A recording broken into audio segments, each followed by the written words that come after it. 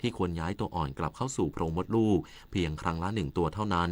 ทั้งนี้ระบบประกันสุขภาพของญี่ปุ่นครอบคลุมค่าใช้จ่ายในการย้ายตัวอ่อนสูงสุดไม่เกิน6ครั้งสำหรับสตรีที่มีอายุต่ำกว่า40ปีนับตั้งแต่ที่เริ่มเข้ารับการบำบัดการรักษาภาวะมีบุตรยากรวมถึงสตรีที่มีอายุตั้งแต่40-42ปีสูงสุดไม่เกิน3ครั้งต่อไปรับฟังข่าวกีฬาครับการแข่งขันแบดมินตันเวิลด์ทัวร์ซูเปอร์500รายการออสเตรเลียนโอเพ่นในรอบชิงชนะเลิศหญิงเดี่ยวหมิวพรปวีช่อชูวงศ์มือ8ของโลกพยายามสู้อย่างเต็มที่แต่แพ้อากาเนะยามากุชิมือ3ของโลกจากญี่ปุ่นไปอย่างสนุก0-2เกม20-22และ18-21คว้ารองแชมป์ไปครองศึกฟุตบอลโลก2026รอบแบ่งกลุ่มดีนัดแรกทีมชาติออสเตรเลียพบทีมชาติตุรกีเกมนี้ทัพซ็อกเกอร์รูเล่นเกมรับด้วยความเหนียวแน่นก่อนอาศัยจังหวะสวนกลับที่เด็ดขาดเอาชนะไป2-0ประเดิมคว้าชัยในศึกฟุตบอลโลก2026ได้สำเร็จพร้อมรั้งรองจ่าฝูงมี3คะแนนเท่ากับสหรัฐอเมริกาสำหรับเกมนัดต่อไปในกลุ่มดีสหรัฐอเมริกาพบออสเตรเลียในวันที่20มิถุนายนเวลา 2 นาฬิกาตามเวลาประเทศไทยส่วนอีกคู่ตุรกีพบปารากวัยแข่งขันในวันเดียวกันเวลา 5 นาฬิกาส่วนในคืนนี้จนถึงเช้าวันพรุ่งนี้มีแข่งขันอีก4คู่กลุ่ม E เยอรมันพบกึกราเซาเวลาเที่ยงคืนโกสติวัวพบเอลกวาดอร์เวลา 6 นาฬิกาและกลุ่ม F สวีเดนพบตูนิเซียเวลา 9 นาฬิกาบาสเกตบอล NBA รอบชิงชนะเลิศนัดที่5นิวยอร์กนิกส์เอาชนะซานอันโตนิโอสเปอร์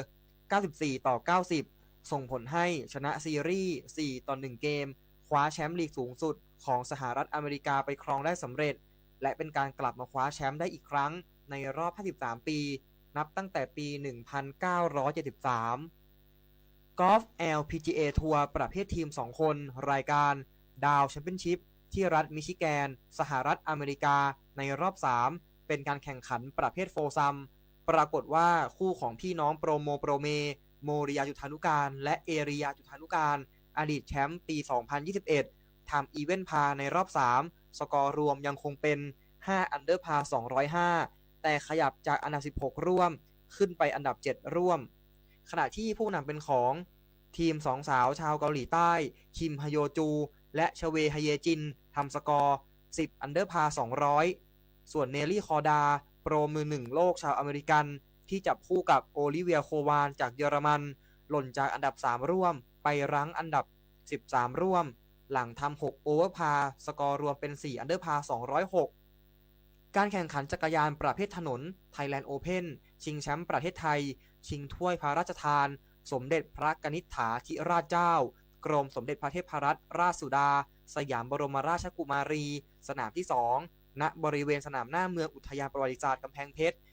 ในการแข่งขันรุ่นประชาชนหญิงระยะทาง 74.6 กิโลเมตรเพชรลดามั่นคงนักกีฬาจักรยานเยาวชนดาวรุ่งจากทีม Fisherman Friend กองบิน46พิษณุโลกทำเวลาไป2ชั่วโมง11นาที15วินาทีคว้าแชมป์ไปครองได้สำเร็จ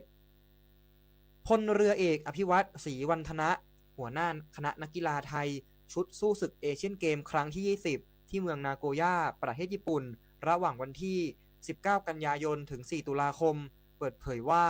ภายหลังได้มีการร่วมประชุมกับฝ่ายจัดการแข่งขันเอเชียนเกมที่ญี่ปุ่นเกี่ยวกับรายละเอียดการส่งเอกสารยืนยันรายชื่อนักกีฬาไทยที่จะส่งเข้าร่วมแข่งขัน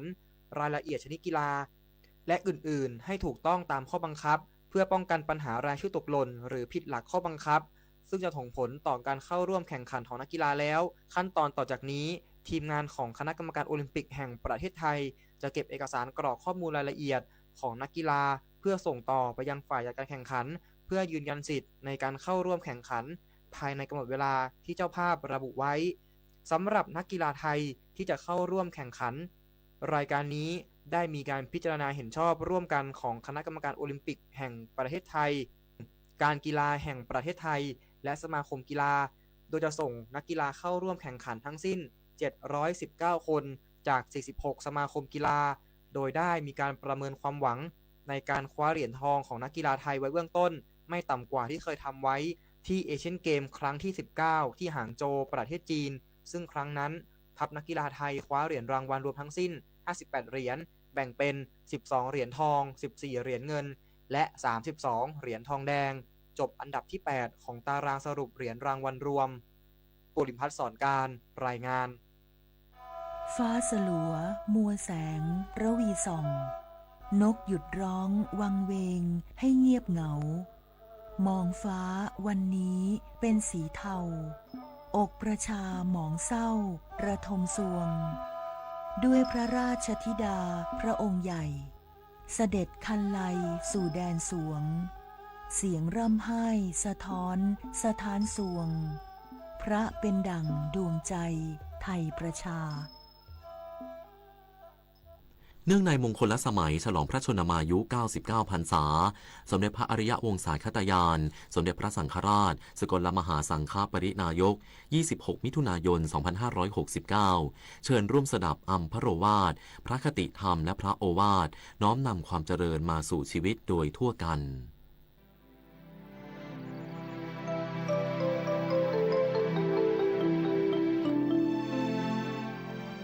การทำงานทุกประเภทโดยเฉพาะอย่างยิ่งงานบริหารจำเป็นต้องเผชิญกับปัญหาและอุปสรรคเป็นธรรมดาแต่อันที่จริงถ้าเราลองใคร่ครวญดูให้ดีจะพบว่าหนทางแก้ไขปัญหานั้นมีอยู่เสมอปัญญาและอุบายอันชาญฉลาดที่เรียกว่าอุปายโกศลหรือกุศโลบายย่อมเป็นหนทางที่คนทำงานโดยเฉพาะผู้บริหารจำเป็นต้องมีอยู่เสมอกุศโลบายและคุณธรรมเป็นเครื่องประคับประคองสถานการณ์และแก้ไขปัญหาให้ลุล่วงไปได้ย่อมเป็นหนทางฉลาดที่จะสามารถข้ามพ้นอุปสรรคทั้งปวงและทำให้จิตใจมีความองอาจพระโอวาทประธานในการเปิดการประชุมสัญจรเจ้าคณะธรรมยุทธและคณะอนุกรรมการในคณะธรรมยุทธณวัดพระศรีมหาธาตุกรุงเทพมหานครวันที่ 11 ตุลาคม 2560 แบงคอกโหวตแบงคอกโหวตเลือกผู้ว่าเลยสกอร์คนโปรดแบงคอกโหวตแบงคอกโหวตมาเรามาใช้สิทธิ์โหวตกรุงเทพคือเมืองที่มีเสียงมากมายแต่เสียงที่สำคัญที่สุดคือเสียงของพวกเราที่มีพลังกำหนดอนาคตของกรุงเทพวันอาทิตย์ที่ 28 มิถุนายน 69 8 โมงเช้าถึง 5 โมงเย็นออกไปใช้เสียงใช้สิทธิ์เลือกผู้ว่ากทมและสกร่วมกำหนดอนาคตกรุงเทพจากเสียงของคุณแบงคอกโหวตเลือกกรุงเทพในแบบคุณแบงคอกโหวตมาเรามาใช้สิทธิ์โหวตการเป็นข้าราชการนั้นสำคัญที่สุดคือต้องมีความสุจริตกล่าวคือต้องทำแต่สิ่งที่ดีที่ถูกต้องพูดแต่สิ่งที่ดีที่เหมาะสมและคิดแต่สิ่งที่ดีที่เป็นธรรมจึงขอให้ข้าราชการทุกคนปลูกฝังอบรมคุณธรรมข้อนี้ให้เจริญงอกงามพระบรมราโชวาทพระบาทสมเด็จพระเจ้าอยู่หัวจบข่าวพรหมธิดาทิพยานนท์บรรณาธิการข่าวสุภัชรินทร์โพทองนาคและอานนท์นันตะสุคนอ่าน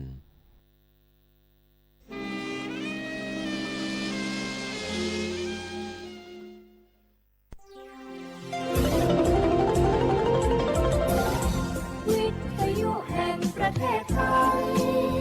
ให้ความรู้คู่ความสุข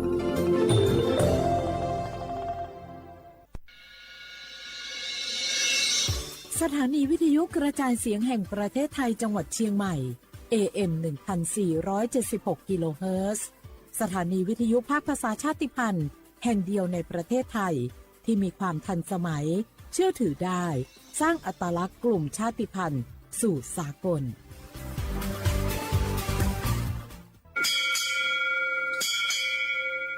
โอบูดะจ้าโอบูชเปอร์เหมอซุงคาปอกว่าย้อซงอุดูธรรมาสถานีวิทยุภาษาชาติพันธุ์แห่งเดียวในประเทศไทยทันสมัยเชื่อถือได้แล้วพบกันที่สวทเชียงใหม่ AM 1476 กิโลเฮิรตซ์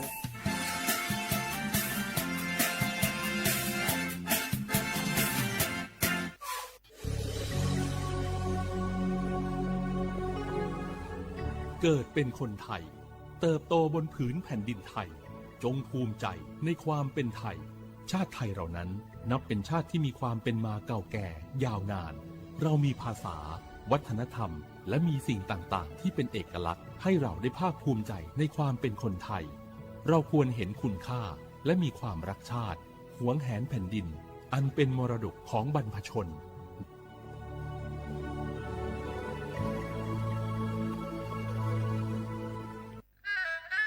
กราบก้มบังคมบาทปิยราชธิดาพระเสด็จสู่ฟ้าปวงประชาร่ำให้ครวญนานาพระกรณียกิจในดวงจิตทวินหวนทุกเร้าเศร้าในสวงพระคือดวงใจไทย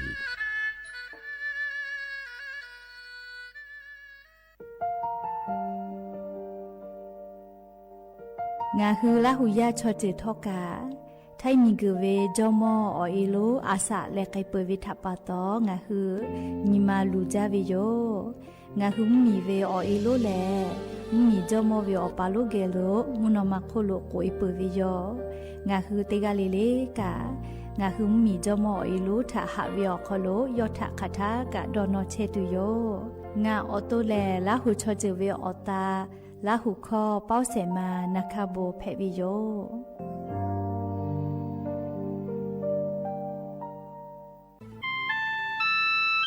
งาคือจังหวัดจิ้งใหม่ออกข้อต่อเกือตีออกคอโลโฆษณาติผาคือกาเวลโกจ้าดาลาเพวิโยออลโกงาคือจิ้งใหม่ออกคอโลเวสถานีวิทยุกระจายเสียงแห่งประเทศไทยจังหวัดจิ้งใหม่แลออกข้อต่อเวสายาติผาสู่ไกเวกาวูจ้านอคือและโฆษณาติผาคือกาเวลโกจ้าดาคือโทรศัพท์นำบัตรแม่0 5 แซนี่สือขอ0ขอฮีไม่ให้เลกะ0ก้อนี่อ้อขอฮีง่าสือก้อโทรศัพท์นำบัตรชเวทะจ้าดาและโฆษณาติผาคือลาเพดิโย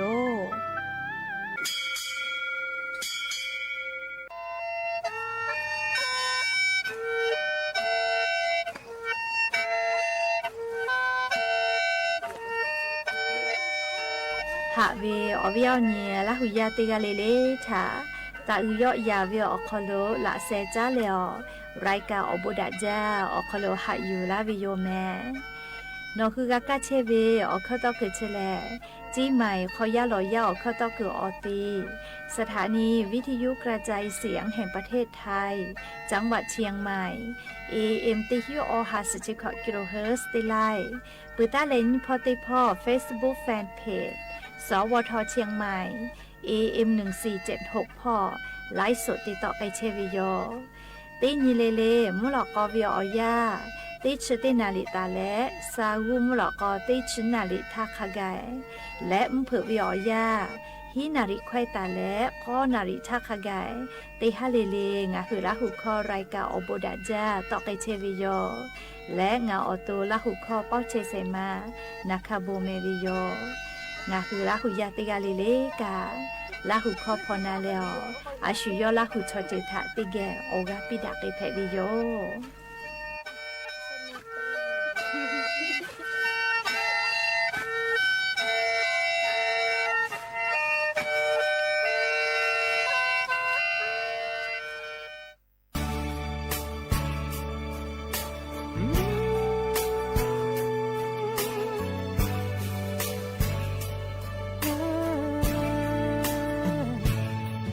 อาชีพที่พบงาน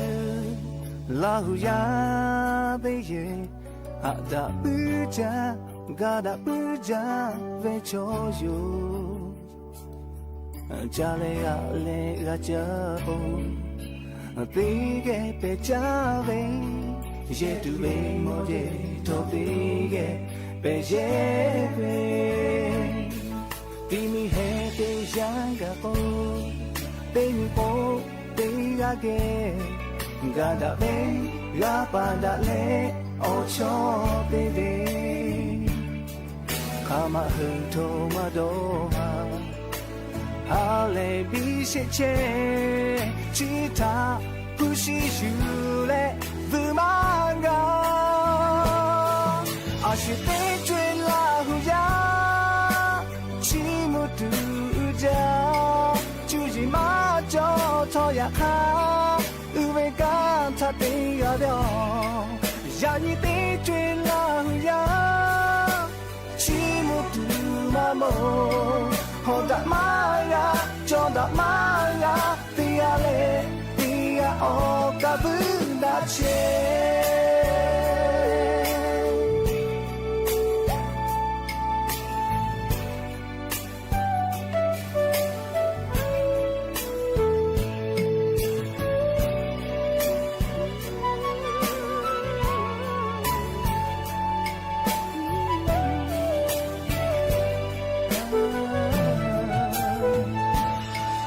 让你的追泪啊老呀得怕诺姆诺加nga mu nga ja po da che pe a shi yo po che do le jo da ho da ma ga ka khe pi le do sha la ga du le no shi ve ta te nga shi ve ma te kha shi po da le ha da pu ve ga da pu ve cho phe za you tia ta tia vein ba pen da le cho da ho da le cho phe pi a shi te chue la hu ya chi mu du ja chu ji ma cho cho ya kha u ve ka ta te ya bio让你的追浪呀寂寞度嘛梦好大妈呀长大妈呀对呀嘞对呀哦嘎不那切啊是的追浪呀寂寞度家至于嘛就讨呀卡因为刚他的个了让你的追浪呀寂寞度那么好大妈呀长大妈呀对呀嘞对呀哦嘎不那切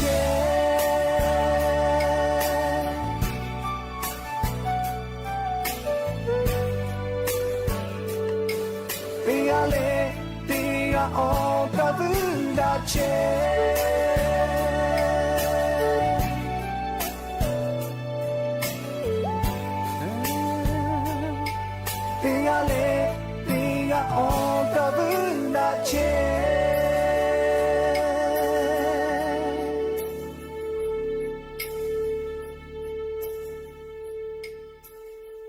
อบุดาจาวิโย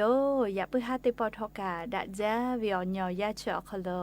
งาคือติปอกกะมีลาเลอชุปาอุปาโลเชตาวิอวิอญละหุยาติภาเกอติแกไรกาอบุดาจาคโลงาคือกะพูกะมอดะแลอคอกะกอกะดะกิเชวิทปะตออลอเปติกะเลเลทะตะอุยอยาวิอคโลละเซจาแลไรกาอบุดาจาคโลหะอยู่ลาวิโยแมหะวิอวิอญละหุยาคาพอเชพอโลเชตาวิคาคิเพเชเลติกาเลเลทอกาจาแม่ดอแม่ซุแม่กาแม่ฮาเลดอซาเทอเลนาจุดิจะเวอยากาเนี่ยคือไทมิงก็คอโลแลมุยิคือออยาแพวิทปาตองะคือติกาเลเลกาอเจ้ายาคาสเพตอลาเชเวอานาอากอติภาถาลีเนี่ยคือตอดะเลปูกากากิจูจาเวดอเวเชเวจอเวเตเจเลเลพออายีอยู่แลอาชุยอตัวยอยากาทะคเดนหาซาดักอิสิแม่และยันนี่แลจุดิซอคอโลสุญญติปอกกะมีลาเปยันนี่แลขอฮับปาจูฮับปาคอโลยันนี่ติชอนียอนแพวิโยและจะขอนี่ฮีนี่ชขอขอ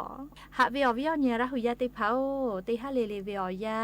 ฮีนาริควายตาและก็นาริทักขะไกติฮาเลเลงาคือละหุคอไรกาอบุดะเจ้าคอโลต่อไปเชวิโยวิทยุเรดิโอ AM ติฮิโอหาสิชิคกิโลเฮิรตซ์เตไลพอต่อไปเชอเปื่อเลนพอติพอแล Facebook Fanpage สวทเชียงใหม่ AM 1476พอไลฟ์สดติดต่อไปเชวิโยลุลาแลกากากามอปือเวลโกอชอปะทะไปปิตุเวกาตาลือแม่อคือปือตาแลอเลมือทักขะไกติเกเชแลอกาปิดาไกแพวิโย และอย่าปึหาวิอยาวคอโดทอกาอย่างนี้งาคือไทมีกอคอโลแลสุนีแพวิทาปาตอตาลูปีแม่เตกาเลเลกาสุนีวิอยาแลอาชุยอยากาทาอยากคาเดปีแม่ชอบปะก็เวแลลีนี่คือเกออกาจากาโดทาฮาเลทาโกชอบปะมาวิโยอยากคานี่คือแลตุวิคาวินาวิโกวิฮาวิโกวิอยากาลาวิทยาทาชอบติพาเลเมวิโยอยากคานี่คือฮาเลทาเพซาทามาโกลีเพบอโดฮานาโกทาคาคีทากันนี่คือถามัชมาบาเลนี่คือดะมาดะกะคาทากะฮะลาวิเลนี่คือเยกาโยเลียชดาปะตองะคือเยกาคอวิชอติพาทานัมบะเตอายีติจอวิโยออกานิวเวชอเลอชอปะเลนัมบะนีแต่จอวิโยเลียคาติโมอายีจือเวงะคือคาเดชินิเตนี่แลอพุไตปิแมไลกาโลโกชอปะทาอพุไตมาจายาคาเยกาทาโลโกอพุคาเดมาแต่อายีมาเตวิโยโอเคดอเชติเชวิชอติพาเลเลียอยาจอทาคาเดดอนนี่แลเลียอาชุยอยากาทาอพุคาเดแต่ปิแม่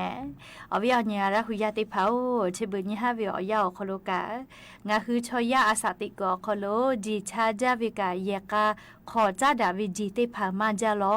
จิแม่นิเสเลกาวิพอจะเขมะนะอยากข้าต่อยวิพอก็โอเคมะงาคือกาสอเตนิเวโยเลกาวิพอเลต่อยวิพอคือดะมาคือดะเวมาเวเลจีชาวิทัปตอกาเวกาลิจีกอเสียกอติปอกอจาเยกิตุมาจอเวนาเลงาคืออาสาติกอคโลเลกาจากาดอวิจาตุดอตุมอพกาคาตาลาวิทางาคือกามอวิโยกาอูทักขกายกาลิอพตะลาเวเลขกงาคือเยกาคอกาจากาดอตุอโปลิงาคือเยเซพาเยเซมาเพเวติพาโลโกกาคาเดกาจูจาติวิโยเคโกเยกาคอวิชอติภากะเยกาคอวิฟูติภาชมามะมากาโตอิตุนาลิติกาลิลิกะคาเดกาสอเยเปเยวิโยเลจาตุดอตุมาโกเยกาคอเยเชเวเยกาเยคือติภาตาเลอามิดาไฟฟ้าติภาทักกะไกติกาเลติกาหักกะหักเปวิโอโคโรนากาดาวิโอโคโลอามีไฟฟ้าเยกาคอเยเวกะคาเดสอเยเปเยมาเยวิโลโกคาเดหุเปอาตะลิบูมาจอลิงะคือมาเชียทาโลโกเฮโกญานิเสเลเชเบญฮาโลโกกะอามีฟุกะคะวิโยเลอามากะปอวิโอเจมาจอติยาเลเลกะฟุกะปีวิดิดิโยเลชะดะปะตองะคือยะกะคอวิชอติภากะนากะดะวิโอโคโลเลหะกะหะเปวิโอโคโลติเกกากาสอเยเปเยกะวิโยจาปะโกจาเลเยปะโกเยเลเลจาปะวิชอฟุญิมาโมวิจะเคติภากะตาจอปีจะเคจอลาวิทยาทาเลคือปาจาปาชอติภากานิมาโอกาญูวิโยเรียกกงาคือตอคอซักคอโอกากาวิตอคอเอติภาเยเลติกาเลติกายอดาวิโอคโลโอกาคาเดปิดาติกาทาเจติตันจาเมเชเบติจูวิโอยาโอคโลติกาเจติติยาวิชอเยกาหุมากาโลเจเลชดาปะตอยกาคอกาจากาดอตุอโปติกาลิลิกากากาดาเกวิโยอปอยลโกกาคาเดกาเตยาปายามิลโกอปอยคอนายูเลลิฮิวิลโกลิคาเดจูจาฮิเวตยาทาอปอยคามาคือคามาคือกาโอกาติภาก็จอมาลาวิเจลิยาปายามิอปูอปอยติภาเลติกาจาวิโยแม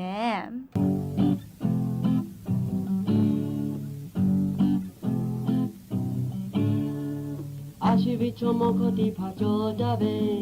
เบบุคงเลดอกบุจาจิเมมาราชิทาโคเลพรุเคเลกาบุคงเลนุเคดอกกุเบจอจาจอจาชดเดจเลจเกโยเตคือเตจเมเตเมโคไลจะเพชเบนายโมยามิเตฟาโอเบคอนาโคเมกุโอชิกาเตปายามิติเจญมาคามาอุจาโตกอตุโดหะตุมาจอเมฮอกคาเบมโกเลเบลุเคเดบุยโกกะลาเบติโลจอจาจอจาจอเตจเลจเกโยเตกุเตจเมเตเมโกไลจะเพชเบตาโยเมยามิเตพาโอเบคอนาโกเมกุโอชิกาเตปะลามติภาโกเลขอตุเสียพอข้างอยู่ยามีอัลลอฮ์ชิจามอจาเบจอวิเลดอตุเสียเบเลติเลดูอาคาชิจาจอจาจอจาจอเดจเลจเก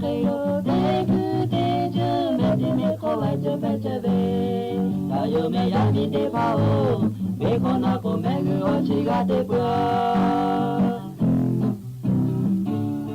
ashi mi chomo ko ti pa jo da be be bu ko do bu da ja ji me ma la shi ta ko me pu ke le ga bu to le nu ke do gu be jo ja cho te jo le che ke yo te ku te ju me te me ko la ju pe che be la yo me ya mi te pa o be ko na ko me gu o chi ga te pua cho te jo le che ke yo te ku te ju me te me ko la ju pe che be la yo me ya mi te pa o be ko na ko me gu o chi ga te pua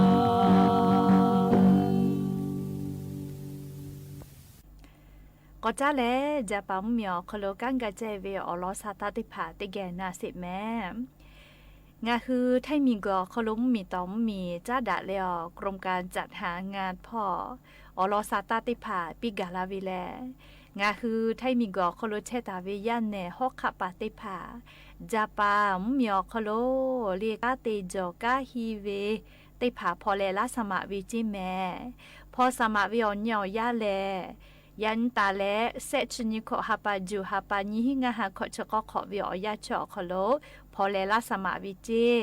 ฮาปาฟูแลเลติฮาปาวิอาไทฟูสอลอกวอนี่มือติฮิบะคิโตวิเจเลนัวจะปังเมียวคโลเชเลกาติวิอยาคโลเคกว่าเกาะลาวิทยาธาเลฟูติดีเกาะกาวิลาวิจิแม่เลจะปาฟูขอเซเย็นเขกอกาเวลาวิจิไทยผู้ขามานามาสุริยุการน้ำแม่มาดอกสวาลาวิทัปาโตเฮกอจะได้ปอวิอยาเลเลียยาเนยานูติผาฮอกขะปาติผาเจติคือวิจิแม่เลียอาสาติชิฮิขอตาและเซชขออคโดวิจิลิฮิออปืตาวิมอ6ไม่กาปวชอคู่วิจิแม่เลียเฮกอตุขอนามือบัววิติผามากะเพเจเรียไทยคอลโกรอยสักกเวนะเรียนามือบัววิมากะเพเจเลียวตัวมาคือจิแม่เคก็ย่าเนย่านูติผาคาเดดอนวาเรียเนี่ยคือตัวนามือบุเวแลเรียชุมเหมียวกันจากกระจายเวลาก็ชุมมาคือรอแม่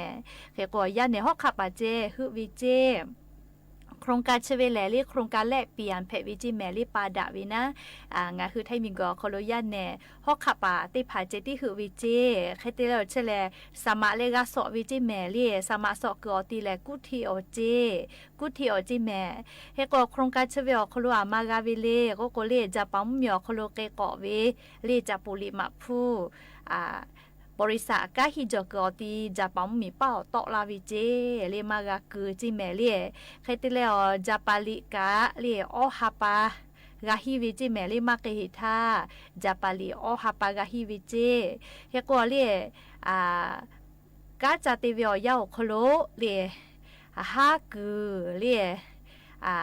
อีกับฟัวมีผู้เลี้ยตีนิวิออกาเซปูเลียชุคเดจาลาวิจิแมโครงการเชเวเลเลียจุยารัฐบาลโครงการเพวิทัปาโตดอหาดอคิตูเกาะตูมาจอเจเฮกว่าไกเพวิลียาเนฮอกขับปาอาสาติชิขอตาเลเซจขอโคโลวิเจติคือวิจิแมเฮกว่าจะปั๊มมีอโคโลกาฮิจอเวเลียกาติจอเวอโคโลเลียเซขอจิแมลีเซขอเชเบียละโกกอลาทาพูจะปาฟูขอเซเยกาวิเจฮาปาฟูลโกยี่มือเลติฮิบะเคกาวิเจเรียกกว่ากาโอทีตีวิชอติผาลโกกับพิเศษกะกอกาเฮวิเจเรียกกว่าคือราหุยาติผากะเกกาวิลโกเรียจะปั๊มเมียวคโลกาฮิจอเกืออตีเรียกลุ่มงานบริหารไปทำงานต่างประเทศกองบริหารแรงงานไทยไปต่างประเทศรอคโลเวเบอร์โทรศัพท์นะบะแม่022-459-428ติปอกอนาสิแม่เรียสูนี่อ้องาก็อ้อยี่ฮีโทรศัพท์นะบะแม่เชเวียเตกแล้วเนาะคือจะปั๊มเมียวคโลกาฮิจอกาติจอเวอคโลนันเพวิโยเรียกกาเลนิมาฟูเวียในฮอกขับปฏิภาเจติคือวิจิแมรี่จะกะอยู่เวลาแล้วเรียงคือแท่งมีแล้วจะปั๊มมีต้อมมีจ้าดาตาวิกรมการจัดหางานพ่อวิโยเรียงคือแท่งมีเวียในฮอกขับปฏิภา จะป้องมีอคโลก็จะตีวิอคโลดหาดคิตุมาจอลิชออาจุยารัฐบาลมีต้องมีคดีจ้าดาเลติตาวิทัปปะโตเฮก็จะกายุเวลาเลเลียววิอเนียระหุยาติพัทะเกามาลาวิโยแม่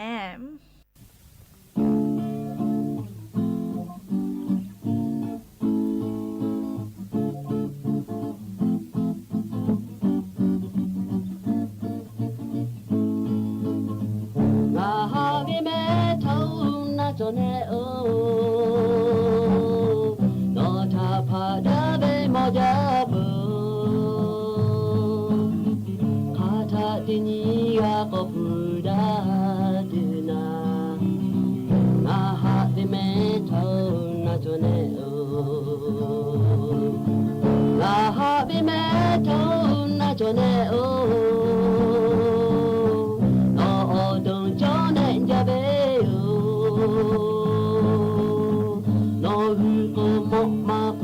ชูยาโต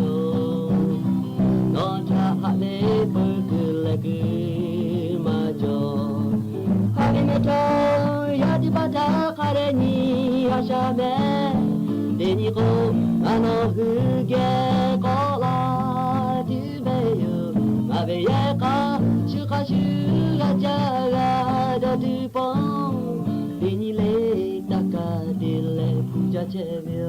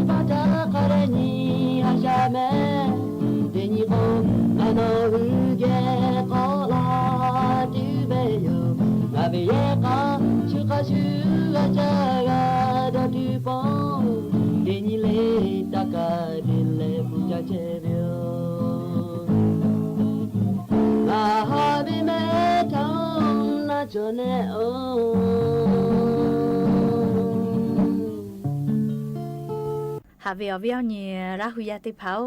ชุลีก็เวลเล่ก็ตูจาวิเจเลี้ยวเราก็ชุลีออกโลอตอมาเฮเวงาคือชอยาเชซาจอกซาพ่อเวียตีลูลาเวไลจือจอวิลอแม่คเตเลเลชุลี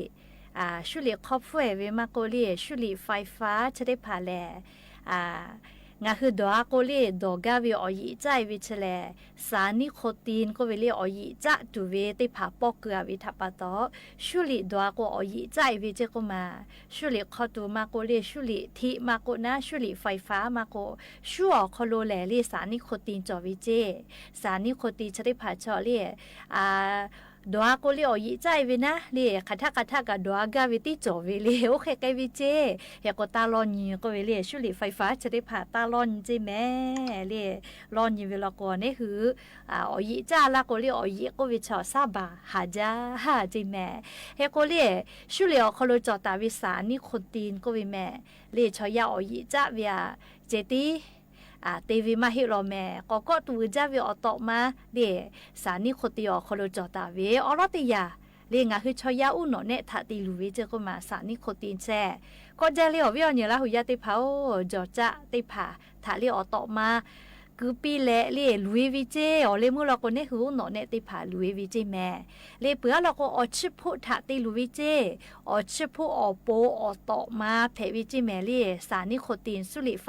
ฟ้ามาก็ชุลิอคอโลจอตาวิเจติผาเลก็อชิพุนาไกวิอชิพุลูไกเวอเลมูเราก็อชิพุคอโลมาลีอันนาติผากะแผกไกลาวิเจ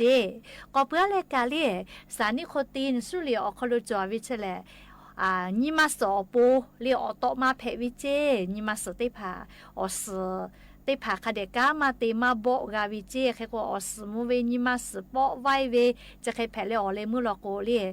งาคืออสจะติผาอคอทะจะจุเซโกนาเลงาคือนิมาสติผาอสคเดมาโบกาลาโกนิมาสอปุกะก็ตุจอจาวิเจเลชุเลอคโลสานิโคตินเลก็จะเมเลอวิหันยาลาหุยาติผาก็เปื้อลโกกาเลสานิโคตินสติผาชุเลอคโลจอวิเลบาวะอานาเพงไงวิเจอลก็ชุเลอคโลจอตาวิอตอมาสานิโคตินก็วิเชเลเลชอยาเวเลอเซอคโลเลดาวิพ่อจาติลุยวิเจกุมาเรียกก็อชอไม่วินะอชอช่วยวิติพัชบามากาวิโอเคไกวิเจเฮโกเลีอสจะคโลอชอตะมาลาวิเจเลียโลก็ตุดีๆเราเลียชุลีก็เวลเลียก็เพื่อเราก็กาเลียงาคือชอยาอสอสาติพัติลุวิเจอสอสามารถเกเวลิมือกุกานะต้อยจะแต่กานะต้อยไกจะกานะต้อยไกวิแมเลียชอยาวิอสอสาติพัติลุวิเจแมชุลีอคโลจอตาวิอตอมาและอเลมือติยาเลเลียงาคือชอยาอคโลเรียกไก่พุเต้คือแหลกไก่วิเชเลียชุลีดอวิทัปโตเรียกไก่พุเต้กับคือแหลกไก่ลาวิจีเรียกชุดที่ผักไก่กุวันเนี่ยวิเคก็ไก่คือไก่วินะยาหัววิเคลิตเลยยามาปอปูวิติยาจิแม่เรียกก็อวิอันเนี่ยละหุยาติกาเลเลกาเลียคาเดดอนี้เลยมาติทาดอนี้ก็เวนะเตปุคนเราขอเลยดอนี้กาเลยดอมีเลยกะมามีละแม่เลยชุลีอคโล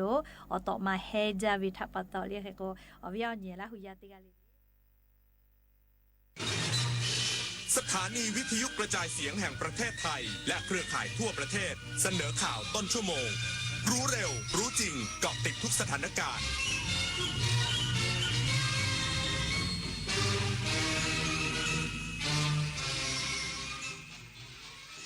รับฟังข่าวต้นชั่วโมง 21 นาฬิกากับอานนท์นันตาสุคนครับนายกรัฐมนตรีสนับสนุนเศรษฐกิจสร้างสรรค์ผลักดันประเทศไทยสู่ศูนย์กลางศิลปะและวัฒนธรรมของภูมิภาคอีกสักครู่ก็มาติดตามรายละเอียดครับกราบก้มบังคมบาทปิยราชธิดาพระเสด็จสู่ฟ้าปวงประชาร่ำให้ครวญนานาพระกรณียกิจในดวงจิตทวินหวนทุกเร้าเศร้าในสวงรักคือดวงใจไทย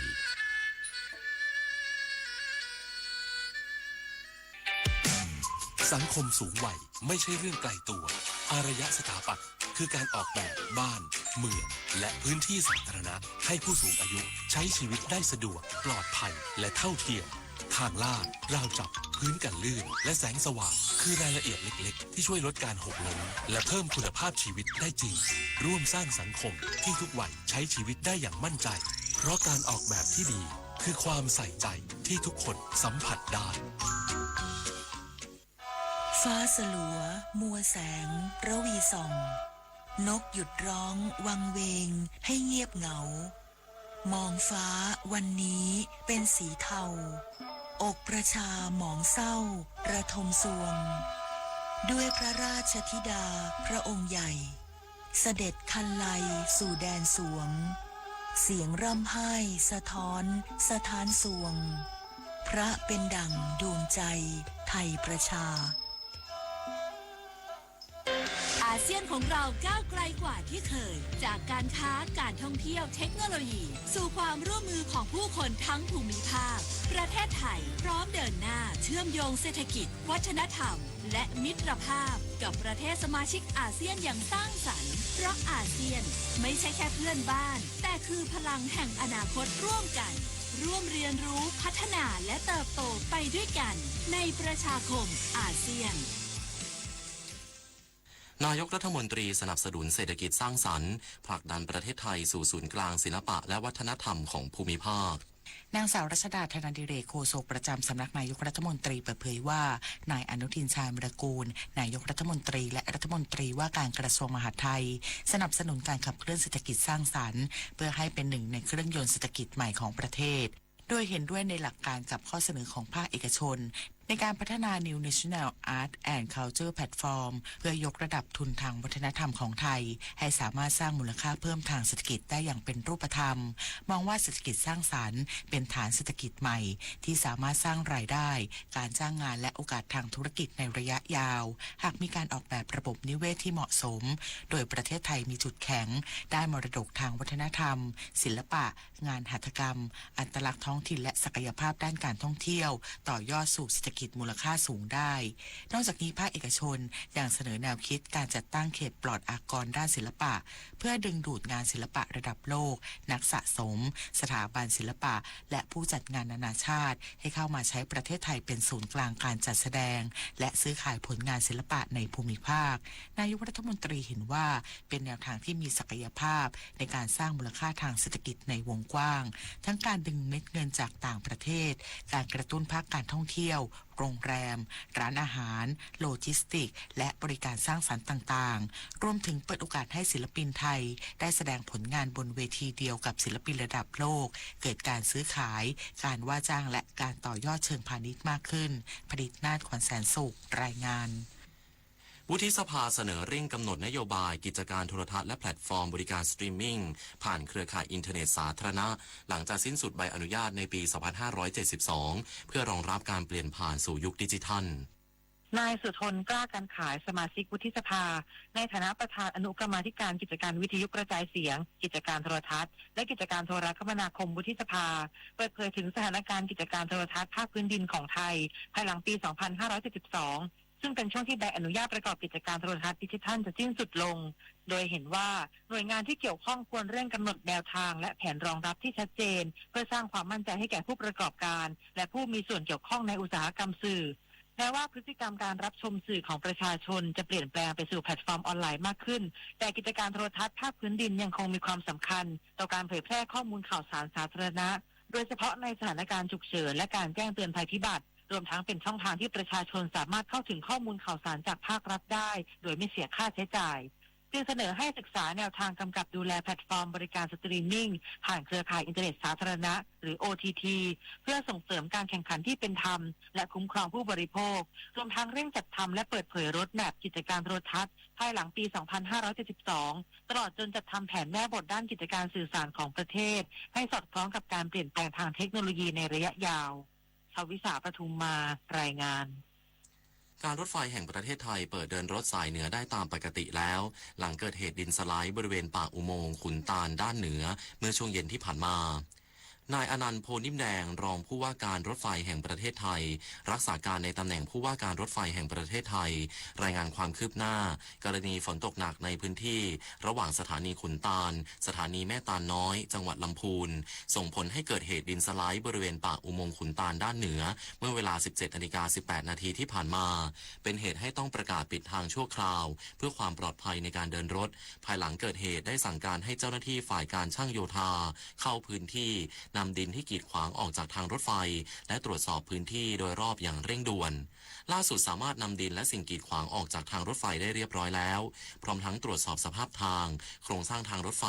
และความมั่นคงของพื้นที่ในช่วงระหว่างสถานีขุนตาลสถานีแม่ตาลน้อยไม่พบอุปสรรคที่ส่งผลกระทบต่อความปลอดภัยในการเดินรถส่งผลให้การรถไฟสามารถเปิดทางและกลับมาเดินรถในเส้นทางดังกล่าวได้ตามปกติปิดไฟปิดแอร์เมื่อไม่ใช้ช่วยประหยัดค่าไฟลดการใช้พลังงานจบข่าวอานนท์นันตะสุคนอ่านรับฟังข่าวครั้งต่อไปเวลา 22:00 น.ติดตามข่าวที่นำเสนอไปแล้วได้ที่ www.thainews.prd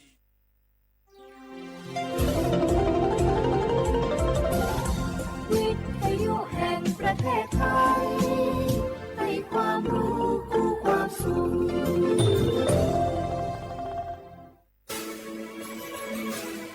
สถานีวิทยุกระจายเสียงแห่งประเทศไทยจังหวัดเชียงใหม่ AM 1476 กิโลเฮิรตซ์สถานีวิทยุภาคภาษาชาติพันธุ์แห่งเดียวในประเทศไทยที่มีความทันสมัยเชื่อถือได้สร้างอัตลักษณ์กลุ่มชาติพันธุ์สู่สากล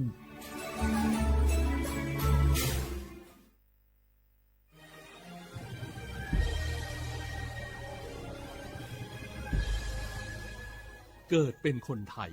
เติบโตบนผืนแผ่นดินไทยจงภูมิใจในความเป็นไทยชาติไทยเรานั้นนับเป็นชาติที่มีความเป็นมาเก่าแก่ยาวนานเรามีภาษาวัฒนธรรมและมีสิ่งต่างๆที่เป็นเอกลักษณ์ให้เราได้ภาคภูมิใจในความเป็นคนไทยเราควรเห็นคุณค่าและมีความรักชาติหวงแหนแผ่นดินอันเป็นมรดกของบรรพชนร่วมภาคภูมิใจในความเป็นไทย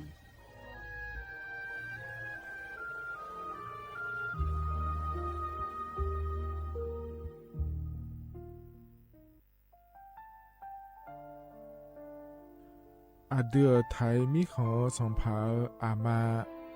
สมเด็จพระนางเจ้าสิริกิติ์พระบรมราชินีนาถพระบรมราชชนนีพันปีหลวงควยตาโอดาเลียกาชายันดาชอเนมาอายอ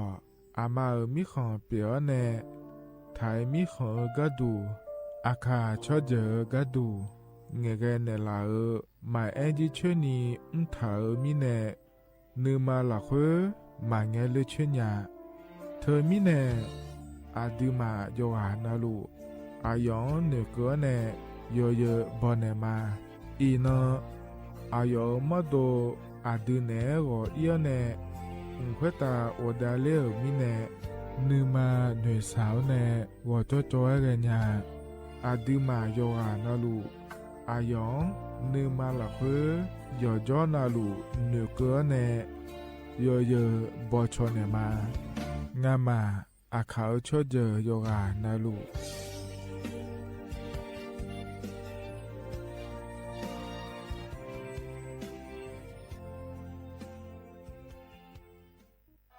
ฟ้าสลัวมัวแสงระวีส่อง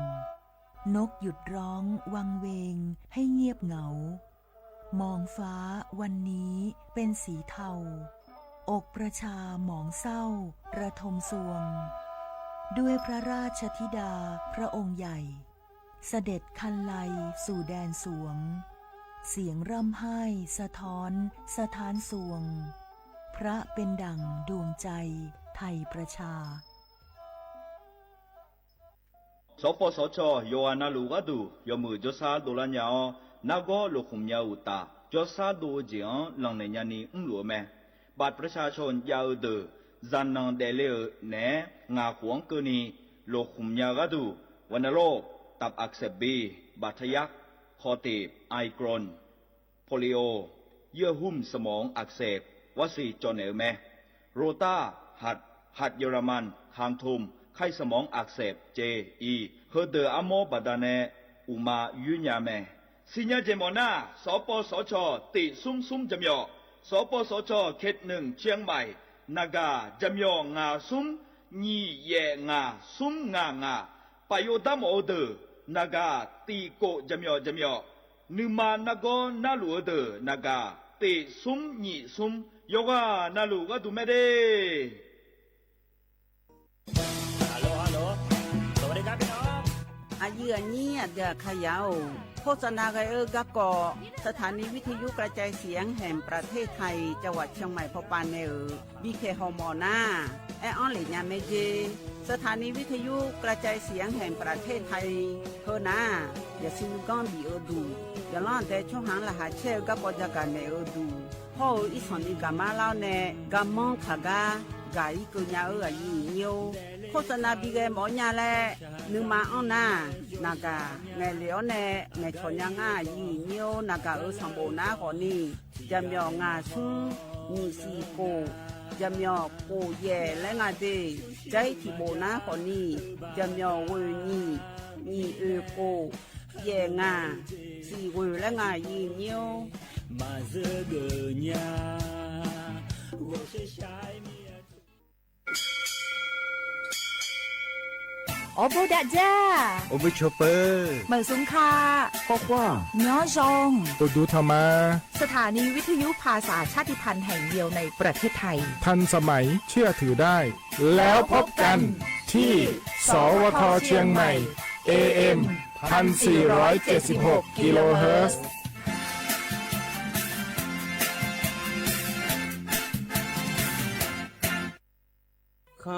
ชอ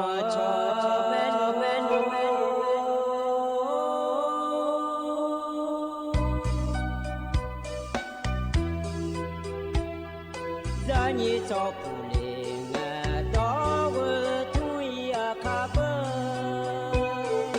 让你怎么嘞俺到俺超意啊卡不超怕马西早茶路那一个什么个那马西过来呀一个不努马西啦操来马脚嘞俺姐马西啦不操啥啦马多啊俺姐不努马西你说操让俺姐马西啦那个你啊操让俺姐云西啦哟哈冲呀西啦个那呀哟哈冲哈呀噶云你奈我要冲冲呀不嘞云呀都呀莫嘞冲冲路阿迪扎尼吉普马扎嘞小妹呀呀我别动马达扎尼冲着嘞阿迪个浪云呀伊那呀莫叫呢当个冲大马嘿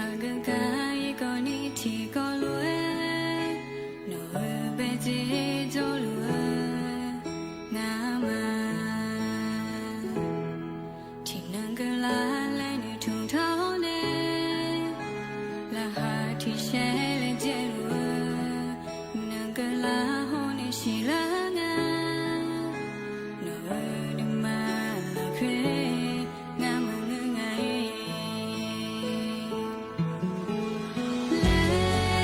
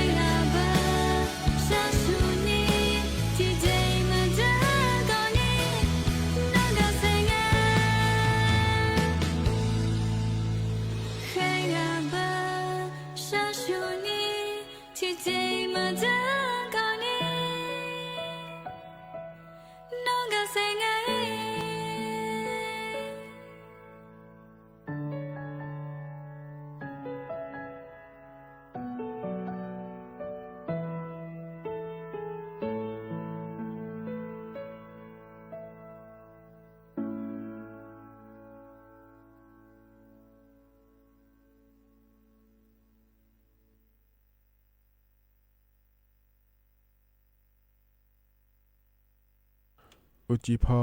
อุดุธรรมะเดอเยนี้มีของยาโยกานาลุเนเดเยเนียวนิมจินา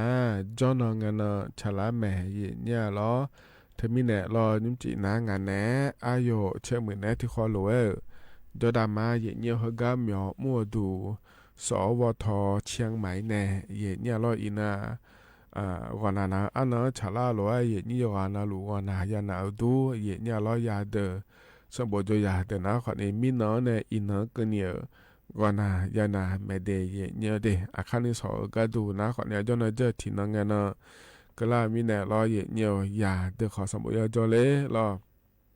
จะขอดอเดขอเนี่ยอยู่ฮะจะขอดอปาพยาเลเจดาอายามะฉลาแม่เดเนี่ยเดที่มันเลยยุ่งกว่านายานาอายามเราคุยล้อยุสซาเล่งานแหน่อายโยเชื่อมือแหน่ที่คอหลวจอดามาเดยเนี่ยเดเดือขาดอก็ดูน้าขอเนี่ยเหกาอย่างนี้นะทอนจุหนานาลีวัวล้านเนนาลีเชหลังกันนี่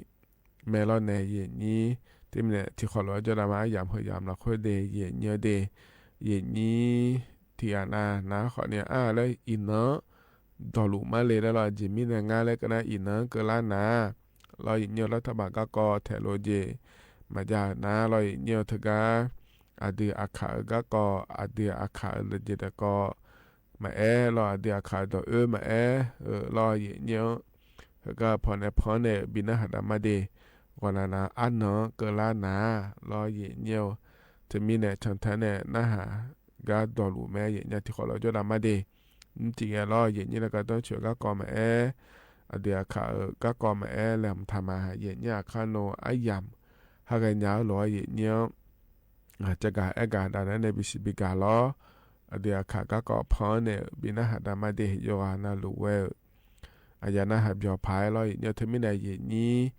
นะฮะก็ดูนะขอเนี่ยจอนาลูชันแทนนะฮะยาแม่เนี่ยมาข้อปานในขอนี้นะฮะยาล้อเฟซบุ๊กเอาปานในขอนี้นะฮะยาแม่เดเนี่ยเด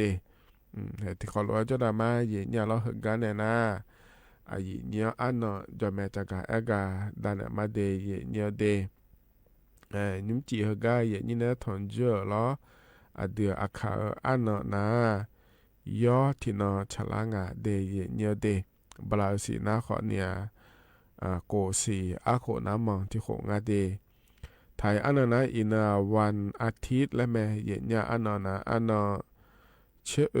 บลาสีนามิถุนายนอาโคนิพังอายาโกช่วยงาเดยเนียวงานนี้ก็เริ่มเธอมายาจะกาอากาศได้มีนะดอชัดทิบิมเล่พนาหดามาเยเนียโอดุมจิลาและชาดอช่างาเดที่ขอลอยนะฮะเบียรามา